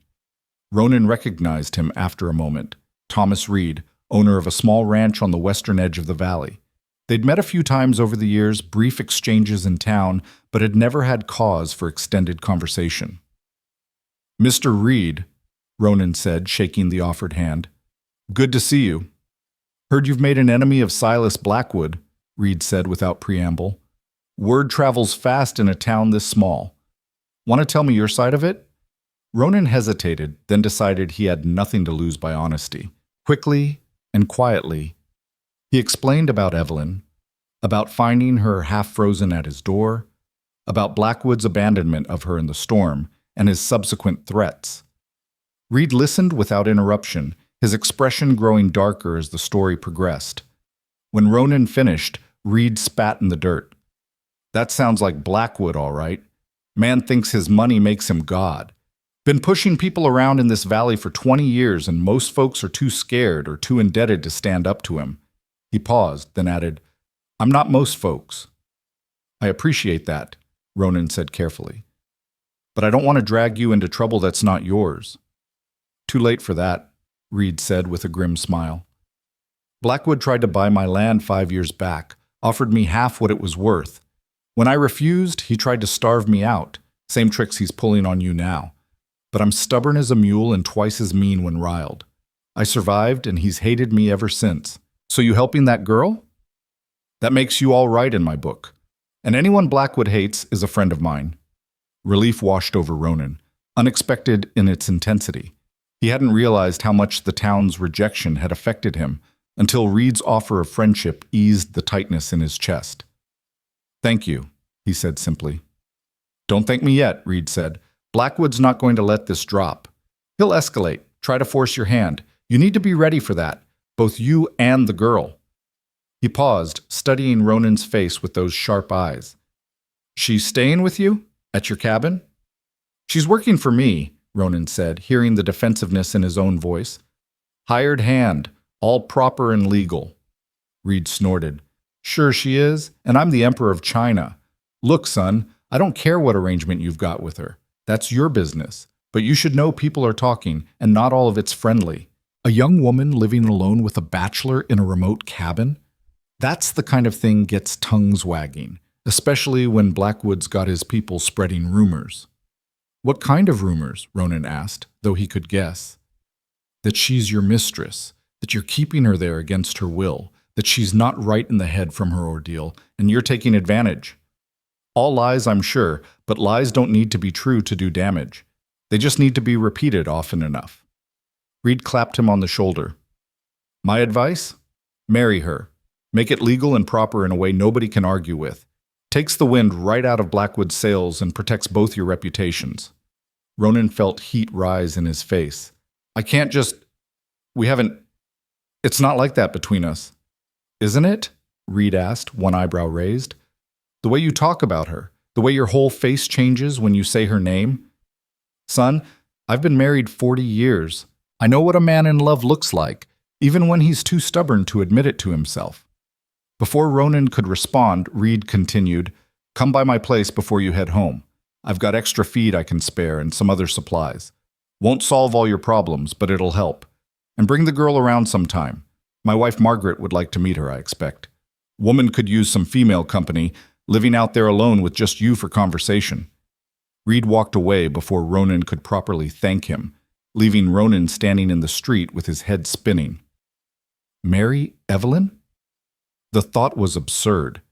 They'd known each other barely 2 weeks. She'd come here planning to marry someone else. She was vulnerable, dependent on him for survival. Taking advantage of that by proposing marriage would be wrong, exploitative, exactly the kind of thing a man like Blackwood would do.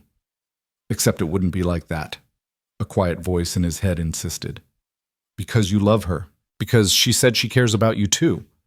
Because Reed's right. Making it legal would protect both of you, give you both standing that Blackwood can't easily attack. Ronan shook his head sharply, trying to clear it. He couldn't think about this now. He had supplies to gather, a 30-mile ride ahead of him if Reed's offer didn't pan out, and a woman waiting at home who needed to know how bad things had gotten in town. Marriage could wait. Everything else could wait. Right now, survival was what mattered. He collected what Reed offered, generous amounts of feed, flour, salt, and other staples, and made the long ride back to the cabin as the sun sank toward the western mountains. The conversation with Reed played on repeat in his mind, particularly those last words. A man in love. Was that what this was? Was that what had been growing between him and Evelyn these past weeks? This feeling that made his chest ache and his thoughts drift constantly to her face, her voice, her laugh. The cabin came into view just as dusk was settling over the valley, smoke rising from the chimney into the purple sky. Ronan had sent word to Evelyn not to worry if he was late, but even so, she appeared on the porch before he'd finished unsaddling his horse, her expression anxious. "I was getting worried," she called. "You said noon at the latest." "Ran into complications," Ronan said, carrying supplies toward the cabin. "Blackwood's made good on his threats. Most of the town won't sell to me anymore." Evelyn's face fell. "Ronan, I'm so sorry. This is my fault. If I hadn't—" "Don't," he interrupted firmly. "Don't apologize for what he's doing. This is his choice, his vindictiveness, not your fault." He told her about his encounter with Reed as they carried supplies inside, about the unexpected friendship, and offered help. "He sounds like a good man," Evelyn said, organizing the supplies with practiced efficiency. "But he's right about the rumors, isn't he? About what people will think of me living here with you?" "Does it matter what they think?" Ronan asked. "We know the truth. That should be enough." "Should be," Evelyn agreed quietly. "But it's not, is it? Reputation matters, especially for women. If people think I'm your mistress or worse, that closes doors for me, limits what I can do or become, and it damages you too, makes you look like someone who takes advantage of vulnerable women." She was quiet for a moment, then added, "Mr. Reed suggested marriage, didn't he?" Ronan froze in the act of storing flour in the pantry. "How did you—" "Because it's the obvious solution," Evelyn said. "From a practical standpoint, at least. Marriage would make everything legal and proper, protect both our reputations, and give Blackwood no ground to stand on with his insinuations." She paused, then asked softly, "Did you tell him yes?" "I didn't tell him anything," Ronan said. "It's not— We can't just— Evelyn, you came here to marry one man and it turned into a nightmare. I'm not going to pressure you into marrying another just because it's convenient or practical. You deserve better than that. You deserve choice." Evelyn turned to face him fully, and there was something complicated in her expression. "What if I chose you?" she asked. "What if I said yes to a marriage between us? Would you want that?" Ronan's heart hammered against his ribs. "It's not about what I want. You're vulnerable right now, dependent on me. Any answer you give might be influenced by that, by feeling like you owe me or need to secure your position here. That's not a real choice, Evelyn. That's coercion dressed up as offering."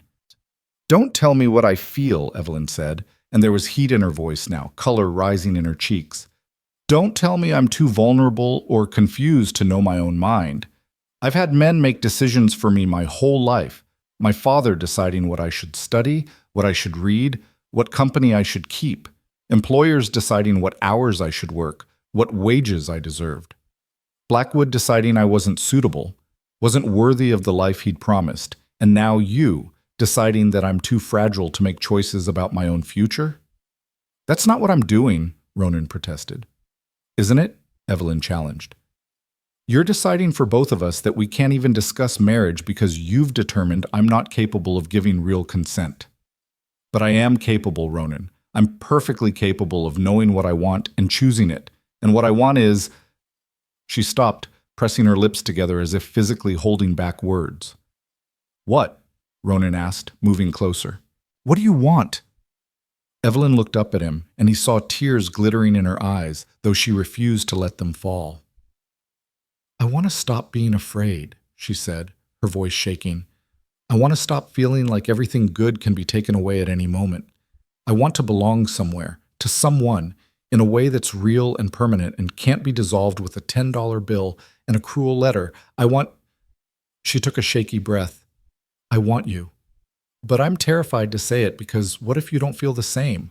What if this is just charity and duty for you? What if I'm reading everything wrong and I'm about to humiliate myself? Ronan reached out and took her hands carefully, mindful of her healing fingers. It's not charity, he said roughly. It stopped being charity about 3 days after you arrived, when you made me laugh at something for the first time in 7 years. When you stood at that window and called this cabin a home built by honest hands, like it was something valuable. When you refused to hide from Blackwood and stood on that porch and faced him down like some avenging angel made of silk and steel. He pulled her closer, until only inches separated them. I'm not good at pretty words, Evelyn. I'm just a man who spent 7 years hiding from life because I was too broken and scared to risk getting hurt again. But you walked out of a blizzard and into my life and reminded me what it feels like to be alive, to care about something beyond just surviving, to want a future instead of just enduring the present. Ronan, she whispered, his name like a prayer. I love you, he said, and the words came easier than he'd imagined they would. I know it's too soon and too fast and probably too complicated, but I love you. And if you want to marry me, not because it's practical or convenient, but because you want to, then my answer is yes. It's been yes since you smiled at me over breakfast that first morning. I just didn't know it yet. Evelyn made a sound somewhere between a laugh and a sob, and then she was rising on her toes and kissing him, and Ronan was kissing her back, his arms coming around her to pull her close. She tasted like coffee and hope, and she fit against him like she'd been made to be there. The kiss was gentle and fierce all at once, tender and desperate. The kiss of two people who'd been alone too long and were terrified and grateful in equal measure to have found each other. When they finally broke apart, both breathing hard, Evelyn pressed her forehead against his chest. Is this real? She asked. Please tell me this is real and not just desperation or loneliness or trauma making us both crazy. It's real, Ronan said, his voice rumbling through his chest where her head rested. At least, it's real for me. The most real thing I've felt in years. For me too, Evelyn said. She pulled back enough to look up at him, her eyes bright. So we're really doing this? Getting married? If you're sure, Ronan said. If this is really what you want and not just... Evelyn kissed him again, cutting off his words. I'm sure, she said against his lips. Stop trying to talk me out of it. I know my own mind, Ronan Hale, and I'm choosing you. I'm choosing this life, this cabin, this valley. I'm choosing us. They stood there in the middle of the cabin, holding each other as the fire crackled and night settled over the mountains.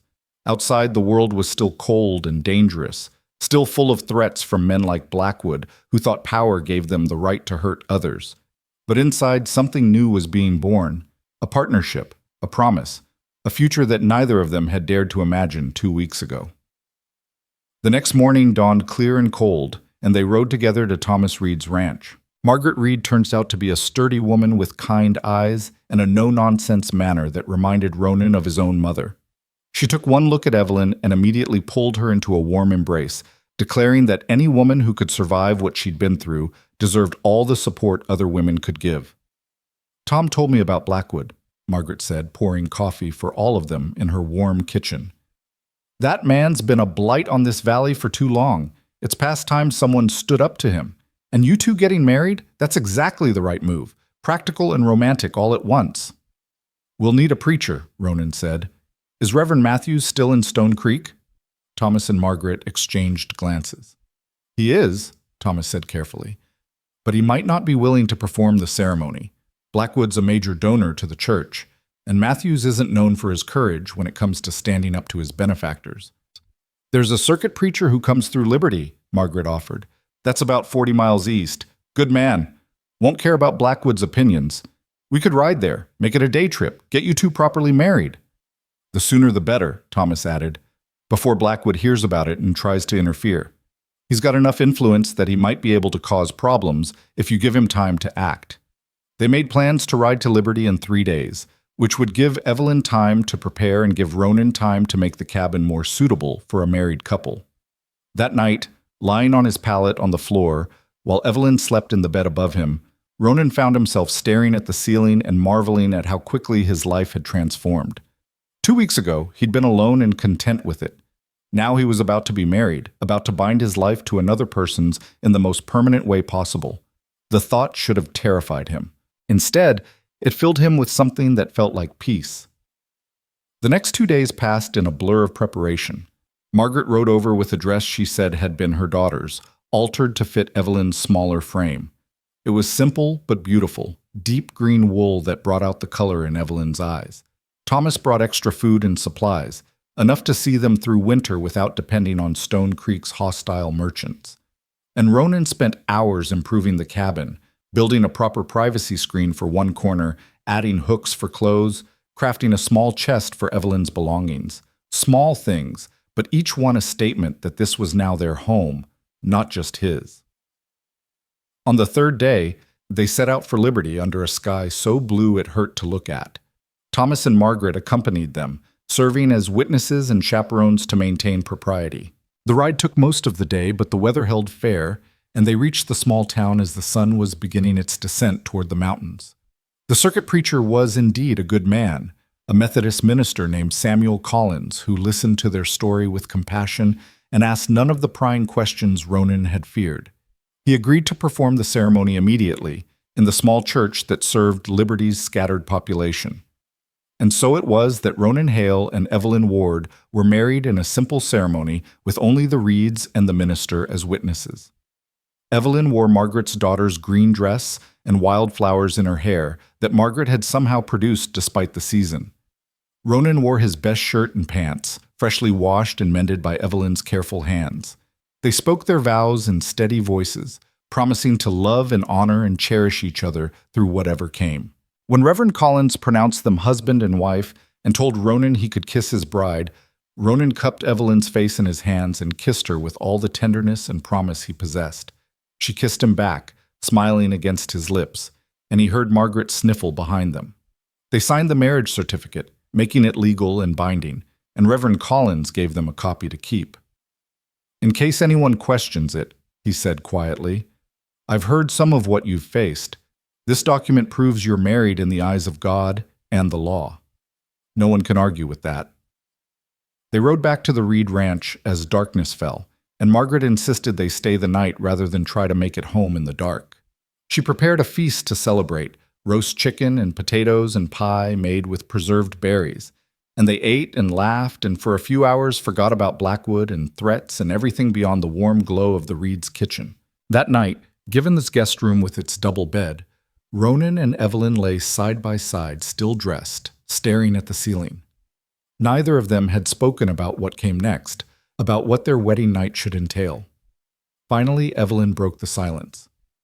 "I don't know what I'm supposed to do," she admitted softly. "I know the mechanics, obviously. My father was a professor. I had access to medical texts that explain things, but the reality of it, the actual experience, I don't know." Ronan turned on his side to face her. "We don't have to do anything tonight," he said. "We're married. We have the rest of our lives. There's no rush." "But I want to," Evelyn said, turning to meet his eyes. "I want this to be real in every way. I'm nervous. What if I do it wrong?" Ronan brushed her hair back from her face, his touch gentle. "There's no wrong way. We'll figure it out together, and if tonight's not the right time, that's okay too. No pressure, Evelyn. No expectations except that we're honest with each other." She studied his face in the dim light from the window. "You're a good man, Ronan Hale. Better than I deserve." "No," he said firmly.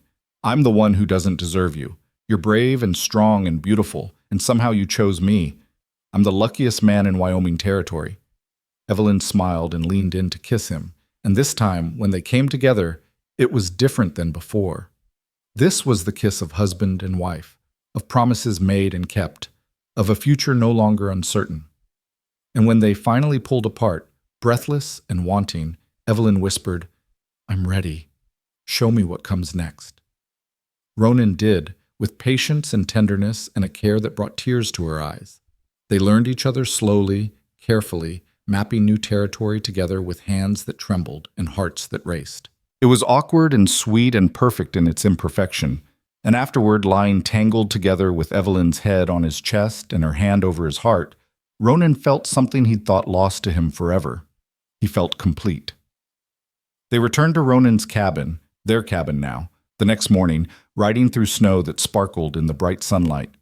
When they crested the last hill and the cabin came into view, Evelyn reined in her horse and just looked at it for a long moment. "What is it?" Ronan asked, stopping beside her.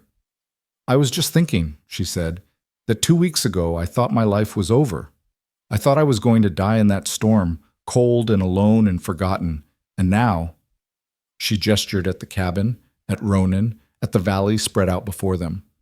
"Now I have this, a home, a husband, a future. How did I get so lucky?" "We both got lucky," Ronan said. "That storm brought us together, brought us exactly what we needed, even if we didn't know we needed it." They rode down to the cabin together, and Ronan lifted Evelyn down from her horse, then surprised her by picking her up completely and carrying her to the door. "Tradition," he explained at her startled laugh.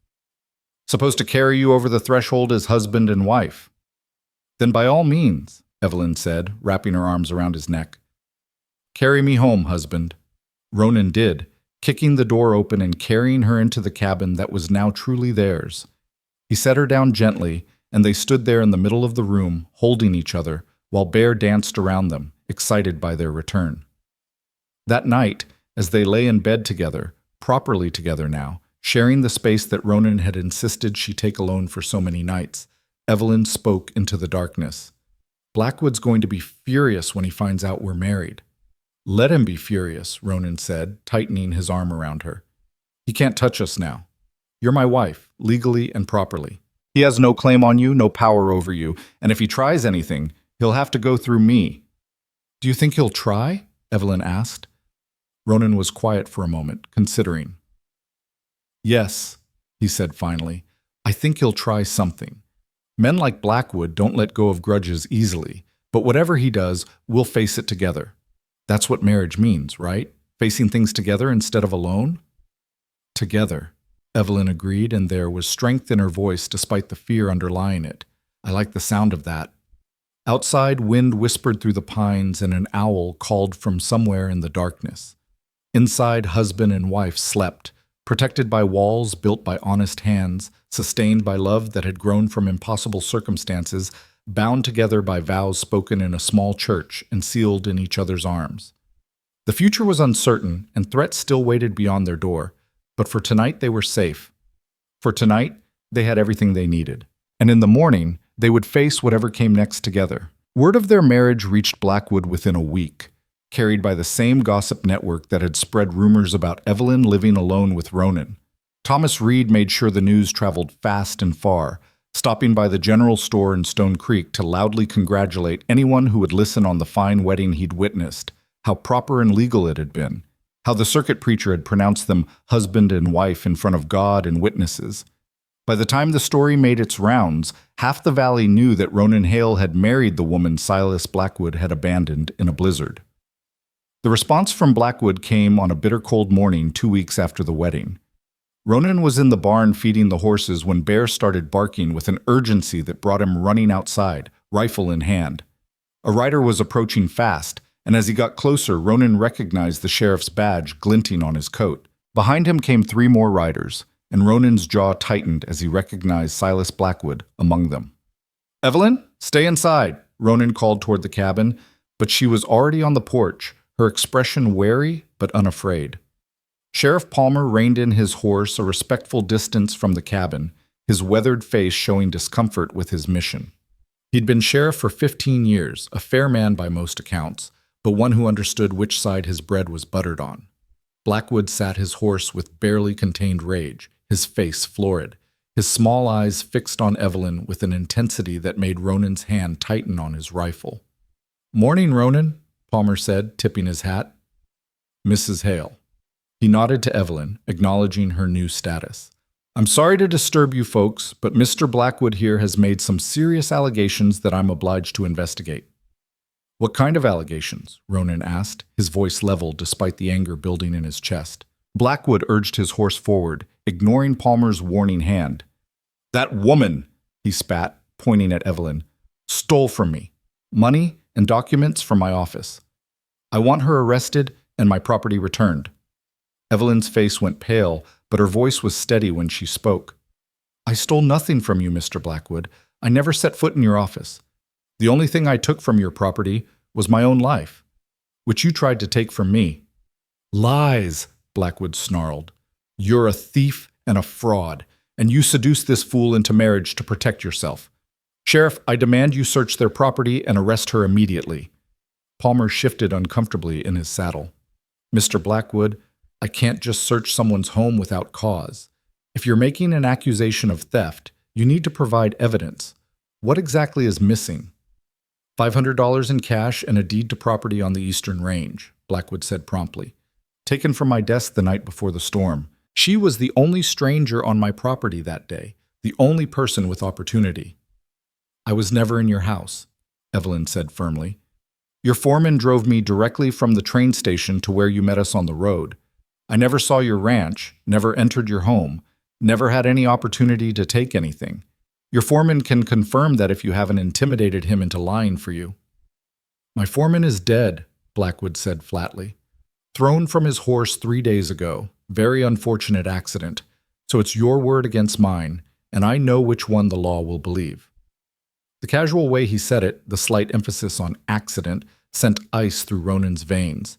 The foreman had been the only witness to what really happened that day, the only one who could confirm Evelyn's story about being abandoned. And now he was conveniently dead, and Blackwood was using his death to eliminate evidence while simultaneously framing Evelyn for theft.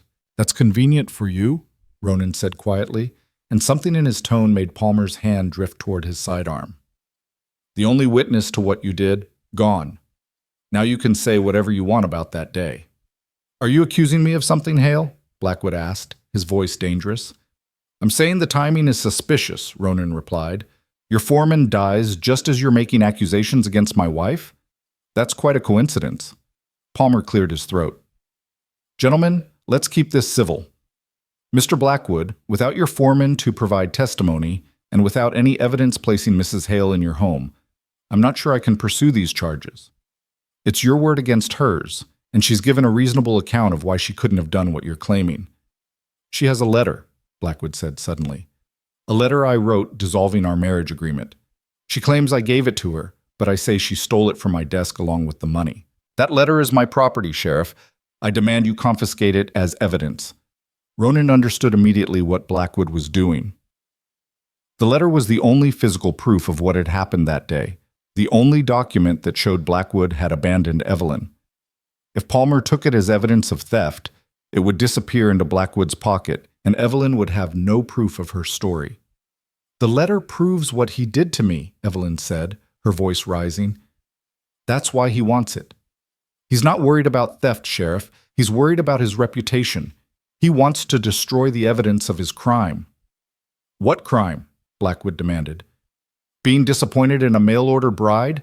Dissolving a contract that both parties entered freely? There's no crime in that, just a business arrangement that didn't work out. But theft is a crime, and I want justice." Palmer looked between them, clearly torn. He knew Blackwood's power in the valley, knew what crossing him could cost. But he also seemed to recognize the holes in Blackwood's story, the suspicious timing, the way everything aligned too conveniently with Blackwood's interests. "I'll need to see this letter," Palmer said finally. "Not to confiscate it, but to examine it. If it's evidence in either direction, I need to know what it says." Evelyn looked at Ronan, who nodded. She went inside and returned a moment later with the envelope, handling it carefully. Palmer dismounted and took it, reading it slowly while Blackwood watched with barely concealed fury. The letter was damning. Even Palmer, reading it with a lawman's eye, couldn't miss the cruelty in Blackwood's words, the casual dismissal of a woman's life, the clear evidence that he'd intended to send her away. When he finished reading, Palmer folded it carefully and handed it back to Evelyn. "This letter supports Mrs. Hale's version of events," he said quietly. "It shows you dissolved the marriage contract and paid her off, Mr. Blackwood. It doesn't prove she stole anything from you. In fact, it suggests she had no reason to be in your home at all." "She could have written it herself," Blackwood blustered, "forged my handwriting to support her lies." "Is this your handwriting?" Palmer asked, showing him the letter. Blackwood's face went from red to purple. That is, It might have been written under duress. She could have forced me somehow. A woman barely 5 feet tall forced you to write a letter? Palmer's skepticism was evident now. Mr. Blackwood, I've known you a long time, and I've looked the other way on some things because that's how small towns work. But this? This feels wrong. Your story has holes in it. Your only witness is conveniently dead, and this letter suggests the truth is a lot uglier than you're admitting. Are you calling me a liar? Blackwood's voice was dangerously soft. I'm saying I can't arrest Mrs. Hale based on what you've given me, Palmer said firmly. If you want to pursue charges, you'll need to present better evidence. Until then, she's a married woman living with her husband on their own property, and she's broken no law that I can see. Blackwood stared at Palmer with pure hatred, then shifted his gaze to Ronan and Evelyn. This isn't over, he said, his voice shaking with rage. You think you've won something here? You've won nothing. I'll destroy you both. I'll make sure everyone in this valley knows what kind of people you are. I'll ruin you financially, socially, every way I can. By the time I'm done, you'll wish you'd never crossed me. We're already ruined socially, thanks to your rumors, Ronan said calmly. And financially, we're self-sufficient. We don't need your stores or your goodwill. We've got friends who'll trade with us, land that's ours free and clear, and each other. You can't take any of that away. Can I? Blackwood smiled, and it was a terrible thing to see. We'll see about that. Sheriff, you've made your position clear. I'll remember that come election time. As for you two, he pointed at Ronan and Evelyn, enjoy your little cabin while you can. Winter's not over yet, and a lot can happen in a long, cold winter. He wheeled his horse around and rode off, his 2 men following. Palmer watched them go, then turned back to Ronan and Evelyn with genuine concern on his weathered face. You two need to be careful, he said quietly. Blackwood's not used to losing, and he's got the money and influence to make trouble in ways you might not expect. Watch your backs, lock your doors, and if anything suspicious happens, anything at all, you send word to me immediately. Understood? Understood, Ronan said. And Sheriff? Thank you for not just taking his word for it. Palmer shrugged. I'm not perfect, and I've let Blackwood get away with more than I should over the years, but I won't help him frame an innocent woman for theft. There's a line, and that crosses it. He mounted his horse and tipped his hat. Take care of yourselves, both of you. They watched him ride away, and only when he disappeared from view did Evelyn let out the breath she'd been holding. She sagged against the porch railing, and Ronan was immediately beside her, supporting her with one arm. I thought he was going to arrest me, she whispered. When Blackwood said that about the theft, I was so sure Palmer would believe him. Palmer's not completely in Blackwood's pocket, Ronan said, and your letter saved us. Blackwood couldn't explain it away, couldn't make it fit his story. It's proof, Evelyn. Proof that we're telling the truth. But his foreman is dead, Evelyn said, looking up at him with frightened eyes. Ronan, do you think Blackwood killed him, to silence him? Ronan wanted to say no, wanted to reassure her that even Blackwood wouldn't go that far. But he remembered the casual way Blackwood had mentioned the death, the slight emphasis that suggested it was anything but accidental. I don't know, he said honestly, but if he did, there's nothing we can do about it, and it means he's more dangerous than we thought. We need to be very, very careful. The next week passed with agonizing tension. Every sound in the night made them both jolt awake. Every time Ronan left to check the animals, Evelyn stood on the porch with the rifle, watching until he returned safely. They'd moved from newlywed bliss to living under siege, and the strain was beginning to show on both of them. It was Thomas Reed who brought them hope, riding up one morning with news that lit a fire in his eyes. He burst into the cabin without knocking, startling both of them. I found something, he said without preamble. Something that might help you against Blackwood. They gathered around the table while Thomas pulled papers from his saddlebag. After that business with the sheriff, I started asking questions. Talked to people who've worked for Blackwood over the years, people who might know his secrets. And I found a woman in Liberty, used to be his housekeeper, left his employment 5 years back. She told me things, and she's willing to testify if it comes to it. Testify to what? Ronan asked. Blackwood's done this before, Thomas said grimly. The mail-order bride thing. 4 times in the last 10 years, he's brought women out here, found them unsuitable, and sent them away. 3 of them disappeared. No record of them leaving on the train. No one saw them in town after Blackwood rejected them. Just gone, like they never existed. The fourth one made it back east, but she was so traumatized by whatever happened that she never spoke about it again. Evelyn had gone white. He's killed women before, is that what you're saying?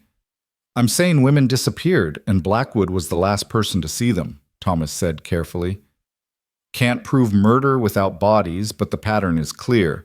And the housekeeper, Mrs. Patterson, she said Blackwood told her once when he was drunk that unsuitable wives were like lame horses.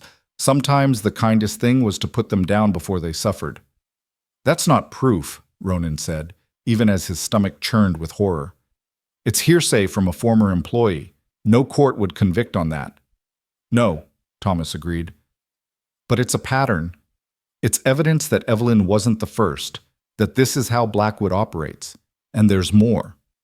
Mrs. Patterson kept records, copies of letters Blackwood received from these women, records of money he spent bringing them out here. She kept them because she knew something was wrong, knew someone might need them someday, and she's willing to give them to us, willing to testify about what she saw and heard. Hope bloomed in Ronan's chest, fragile but real. If we can show a pattern of behavior, show that Blackwood has done this multiple times, it changes everything. It's not just one woman's word against his anymore. It's evidence of repeated behavior. Exactly, Thomas said. And I've got another piece of news. Remember how Blackwood said money and a deed were stolen from his desk? I did some checking with the land office. There's no record of any deed being reported stolen, no insurance claim filed. If he'd really lost a deed to valuable property, he'd have reported it immediately, started the process of getting a replacement. But he didn't, because there was no stolen deed. He made the whole thing up to try to get that letter from Evelyn. Evelyn stood and paced to the window, her arms wrapped around herself. So what do we do with this information? Take it to the sheriff? Better, Thomas said. We take it to the territorial marshal in Cheyenne. Marshal Davis doesn't answer to local money or influence. If we can present him with evidence of a pattern of women disappearing, of possible murders, he'll have to investigate. And once there's an official investigation, Blackwood loses his power. He can't intimidate a federal marshal the way he can intimidate local law. It's a 3-day ride to Cheyenne, Ronan said, thinking out loud. In winter, through country that's still dangerous with snow. I'll go with you, Thomas offered. Margaret can stay here with Evelyn, keep her company and safe while we're gone. 2 men traveling together is safer than one, and I know the route. We can make it there and back in a week, maybe less if the weather holds. Ronan looked at Evelyn, who was staring out the window at the snow-covered valley. What do you think? He asked her. It's your life we're talking about, your safety. You should have a say in this. Evelyn turned to face them, and there was steel in her expression. I think we end this, she said firmly. I think we stop living in fear and take the fight to him. If there's evidence that Blackwood has hurt other women, then we have a responsibility to make sure he can't hurt anyone else. Those women who disappeared, they deserve justice, even if it comes too late. And we deserve to live our lives without constantly looking over our shoulders. Then we go to Cheyenne, Ronan said, as soon as we can prepare for the journey. They spent the next day getting ready. Margaret Reed came to stay with Evelyn, bringing enough supplies to keep them comfortable for 2 weeks if needed. Ronan packed carefully, food, warm clothing, his rifle, and ammunition. Thomas brought the records Mrs. Patterson had given him, secured in a waterproof oilskin pouch. The morning they were set to leave, Ronan held Evelyn close on the cabin porch, reluctant to let her go even though he knew this trip was necessary. Promise me you'll be careful, she whispered against his chest. Promise me you'll come back to me. I promise, he said, tilting her face up to kiss her. Nothing's going to keep me from coming back to you. Not weather, not distance, not Blackwood. You're my wife, Evelyn. That means something. That means everything. I love you, she said, and even after weeks of marriage, the words still made his heart skip. I love you too, he replied. Stay safe. Listen to Margaret, and if Blackwood shows up here, I'll shoot him, Evelyn said matter-of-factly, and Ronan believed her. The ride to Cheyenne was brutal. The main roads were clear enough, but the cold was relentless, and they had to stop frequently to warm themselves and rest the horses. They rode from dawn to dusk, pushing as hard as they dared. and made camp each night in whatever shelter they could find. Abandoned line shacks, caves, once under a rocky overhang that barely kept the snow off. On the third day, they rode into Cheyenne as the sun was setting, both of them half frozen and exhausted. They found a boarding house, arranged for hot baths and hot food, and spent the evening warming themselves by the fire and planning their approach to the marshal. Marshal Davis turned out to be a lean man in his 50s with sharp eyes and a skeptical manner. He listened to their story without interruption, reading through Mrs. Patterson's records with careful attention. When they finished, he sat back in his chair and regarded them thoughtfully. "That's quite an accusation you're making," he said finally. "Silas Blackwood is a wealthy, influential man. Accusing him of multiple murders is serious business." "We're not accusing," Thomas said. "We're presenting evidence of a pattern and asking you to investigate. Women came to Wyoming to marry him. Those women disappeared. That's fact, not accusation." "Fact is they disappeared," Davis agreed. "But disappearing isn't the same as being murdered. Women could leave, could go elsewhere, could change their names and start over. Happens all the time." "4 women," Ronan challenged. 4 women all brought out by the same man, all rejected by him, all vanishing without a trace? That's not coincidence, Marshal. That's a pattern. Davis was quiet for a long moment, his fingers drumming on his desk. "I'll investigate," he said finally. "Not because I'm convinced Blackwood killed anyone, but because the pattern is suspicious enough to warrant looking into. I'll need statements from all of you, and I'll need to interview this Mrs. Patterson myself, and I'll need to talk to people in Stone Creek, see if anyone remembers these women, if there are any records of them leaving." "What about my wife?" Ronan asked. "Blackwood tried to have her arrested on false charges. He's threatened us repeatedly. She's in danger as long as he's free." "If I start an investigation, Blackwood will know he's being watched," Davis said. "That might make him more cautious, less likely to try anything overt. But I can't arrest him based on suspicion and missing persons from years ago. I need evidence, bodies, witnesses. Until I have that, all I can do is investigate and hope he's stupid enough to reveal himself." It wasn't the answer Ronan wanted, but it was something. They spent 2 more days in Cheyenne giving statements, providing every detail they could remember, helping Davis build his case. Mrs. Patterson came from Liberty and told her story with quiet dignity, holding nothing back. And slowly, Davis's skepticism began to shift toward genuine concern. "I'll send deputies to Stone Creek," he told them on their last day. "Quietly, to start asking questions. And I'll put out notices to other marshals, see if any of these missing women turned up elsewhere under different names. It'll take time, maybe months, but I'll get to the bottom of this. You have my word." They rode back toward home with that promise, and with the knowledge that for the first time someone with real authority was taking their concerns seriously. The weather had turned colder during their absence, and snow fell steadily as they made their way back through the mountains. On the second day of their return journey, as they were crossing a narrow pass, Thomas suddenly held up his hand. "Wait," he said quietly. "Something's wrong." Ronan followed his gaze and felt his blood run cold. Smoke was rising from somewhere ahead. Too much smoke for a normal fire, black and thick against the gray sky. It was coming from the direction of his cabin. They rode hard then, pushing their tired horses to dangerous speeds through the snow. Ronan's mind raced with terrible possibilities. Blackwood had burned them out. Evelyn was hurt. Margaret was hurt. Everything they'd built was gone. The smoke grew thicker as they got closer, and then they crested the final ridge and looked down at the valley. The cabin still stood, untouched, but Blackwood's ranch house, visible in the distance to the east, was engulfed in flames. Even from miles away, they could see the massive structure burning, black smoke pouring into the sky. They rode down to the cabin at a more cautious pace and found Evelyn and Margaret standing in the yard, both of them staring at the distant fire. Evelyn turned at the sound of hooves and ran to Ronan, and he caught her in his arms, lifting her off the ground. "What happened?" he demanded. "Are you all right? Did Blackwood—" "We're fine," Evelyn said quickly. "We've been here the whole time, but Blackwood's ranch, it started burning this morning. We could see the flames from here. I don't know what happened." They found out 2 days later when Sheriff Palmer rode out to the cabin with news. Blackwood's ranch house had burned to the ground in a fire that started in the middle of the night. Silas Blackwood had died in that fire. along with 2 of his men.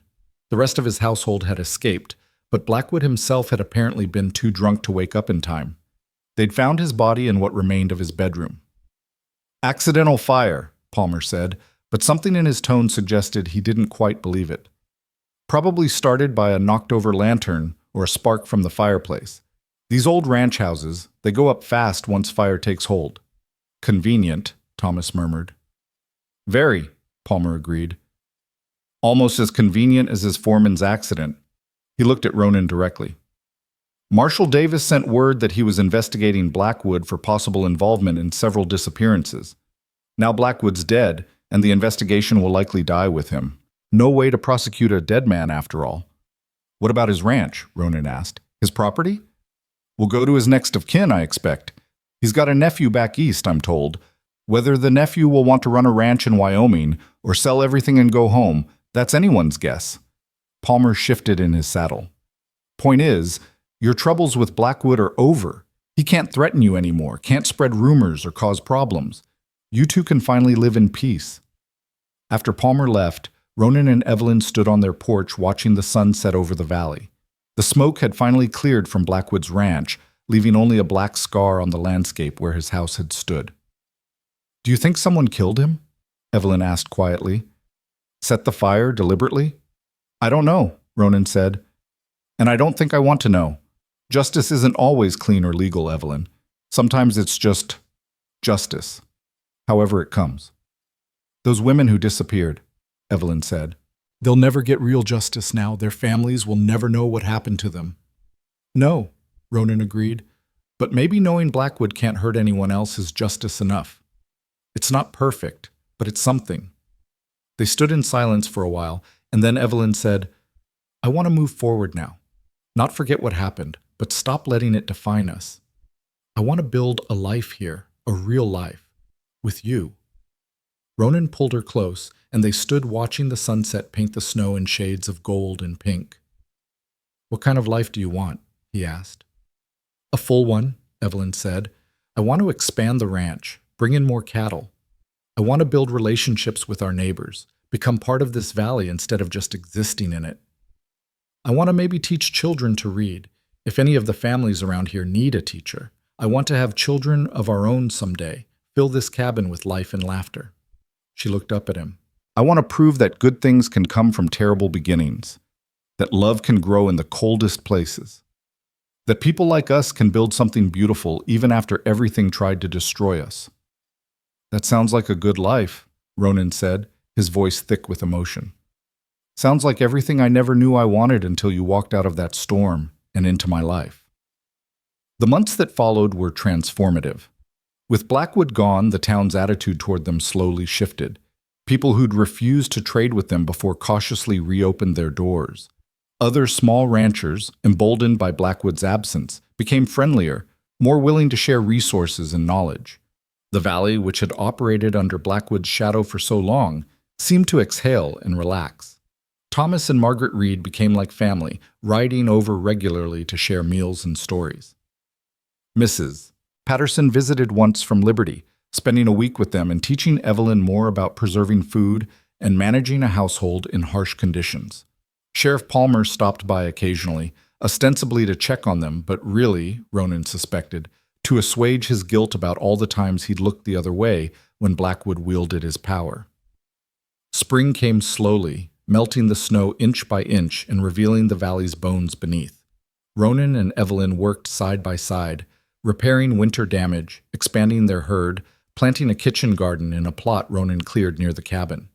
They talked about building a larger house eventually, something with separate rooms and space for the children they hoped to have. But for now, the cabin was enough. It held them, and their dreams, and their growing love, and that was all they needed. In late May, a lawyer from Cheyenne came with news that Blackwood's nephew had indeed sold the ranch. The buyer was a consortium of smaller ranchers who planned to divide the land among themselves, breaking up Blackwood's empire into manageable pieces that would benefit the whole valley, rather than enriching one man. Ronan and Evelyn were offered the opportunity to buy a parcel that bordered their existing property, expanding their holdings at a fair price. They accepted, and suddenly their small ranch became something more substantial, something that could support not just survival, but prosperity. Ronan hired two hands to help with the increased workload, young men from town who were grateful for honest work at fair wages. The cabin became the center of a small but thriving operation. And through it all, Evelyn bloomed. The frightened, half-frozen woman who'd collapsed at Ronan's door transformed into someone confident and capable. Someone who could bargain with merchants, nurse sick cattle, and shoot straight enough to bring down the deer that supplemented their diet. She started a small school in Stone Creek, teaching children to read 3 days a week, and became beloved by the families whose children she educated. She made friends, built community, and established herself as someone who mattered in the valley. 5 years after that terrible night when she'd knocked on Ronan's door, Evelyn stood in the yard of their new house, 2 stories with real glass windows and a porch that wrapped around 3 sides, and watched her children play in the grass. James, their son, was 4 years old and had his father's steady temperament. Sarah, named for the girl Ronan had left behind in Pennsylvania so many years ago, was 2 and had her mother's fierce spirit. A third child grew beneath Evelyn's heart, due before winter came. Ronan came up behind her and wrapped his arms around her waist, resting his chin on her shoulder. "What are you thinking about?" he asked. "About storms," Evelyn said. "About how the worst night of my life turned into the best thing that ever happened to me. About how I was so sure I was going to die out there in the snow, and instead I found a life more full and rich than anything I'd imagined in Boston." "No regrets?" Ronan asked softly. "None," Evelyn said firmly. "Not about answering that advertisement, not about the blizzard, not about Blackwood or any of it, because all of it led me here, to you, to this life we've built together. I wouldn't change a single moment, Ronan, because changing anything might mean I never ended up at your door that night." They stood together watching their children play, watching the sun set over the valley they'd claimed as their own. In the distance, where Blackwood's ranch had once stood, wildflowers now grew among the ruins, nature reclaiming what man had tried to dominate. Other families had moved into the valley, drawn by word that it was no longer controlled by one tyrant, that there was room for honest people to build honest lives. "Sometimes I think about those other women," Evelyn said quietly. "The ones who came before me, the ones who disappeared. I think about how I was supposed to be just another one of them, another woman erased from history. And I wonder why I survived when they didn't." "Because you were strong," Ronan said. "Because you chose the wrong fork, and that choice saved your life. Because you kept walking when anyone else would have laid down and died. Because you were brave enough to knock on a stranger's door instead of giving up. Because you opened that door," Evelyn corrected. "Because you could have turned me away, could have decided I was too much trouble or too much risk. But you didn't. You saved my life, Ronan, in every way a person can be saved." "We saved each other," Ronan said. And it was true. She'd saved him from a lonely existence, from slow death by isolation, from a life half-lived in fear and solitude. And he'd saved her from the storm, from Blackwood's cruelty, from a world that had tried to convince her she was worthless. That night, after the children were asleep and the house was quiet, Ronan and Evelyn sat on their porch watching stars emerge in the darkening sky. A letter had come that day from Marshal Davis, informing them that his investigation into the missing women had uncovered enough evidence to confirm what they'd suspected, that at least 3 of them had almost certainly died at Blackwood's hands, their bodies likely hidden somewhere on his vast property. Searchers would continue looking, Davis wrote, so that the women could be properly buried and their families could have closure. "At least now people know," Evelyn said, holding the letter. "At least their stories won't be forgotten completely." "No," Ronan agreed. "They won't be forgotten. And neither will you be, Evelyn Hale. You survived when you shouldn't have, thrived when everything tried to break you. That means something. That matters." "We matter," Evelyn corrected, taking his hand. "This life we've built, this family we're raising, this community we're part of, all of it matters. We took something terrible and made it beautiful. That's our victory, Ronan. Not over Blackwood. He's gone and doesn't matter anymore. Our victory is this." She gestured at their house, their land, the valley spread out before them. "This is what we built from that awful night. This is our answer to cruelty and injustice and all the things that tried to destroy us.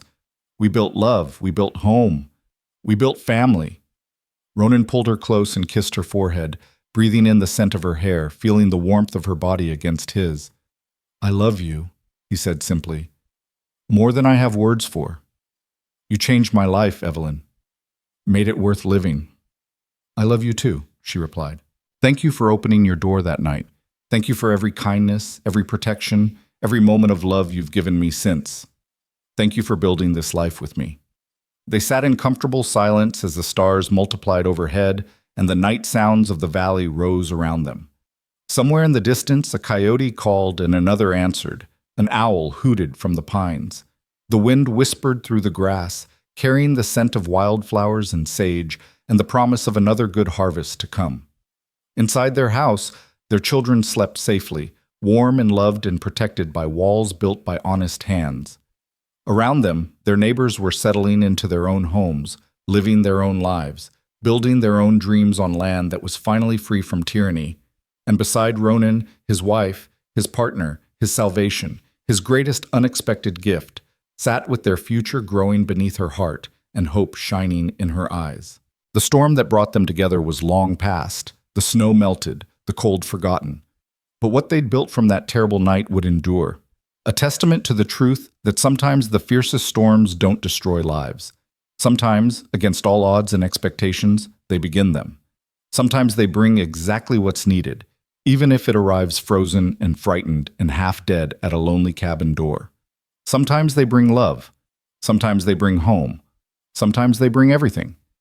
And as Ronan and Evelyn Hale sat together under the Wyoming stars, surrounded by the life they'd fought for and built together, they knew with absolute certainty that every moment of cold, every instant of fear, every threat they'd faced had been worth it.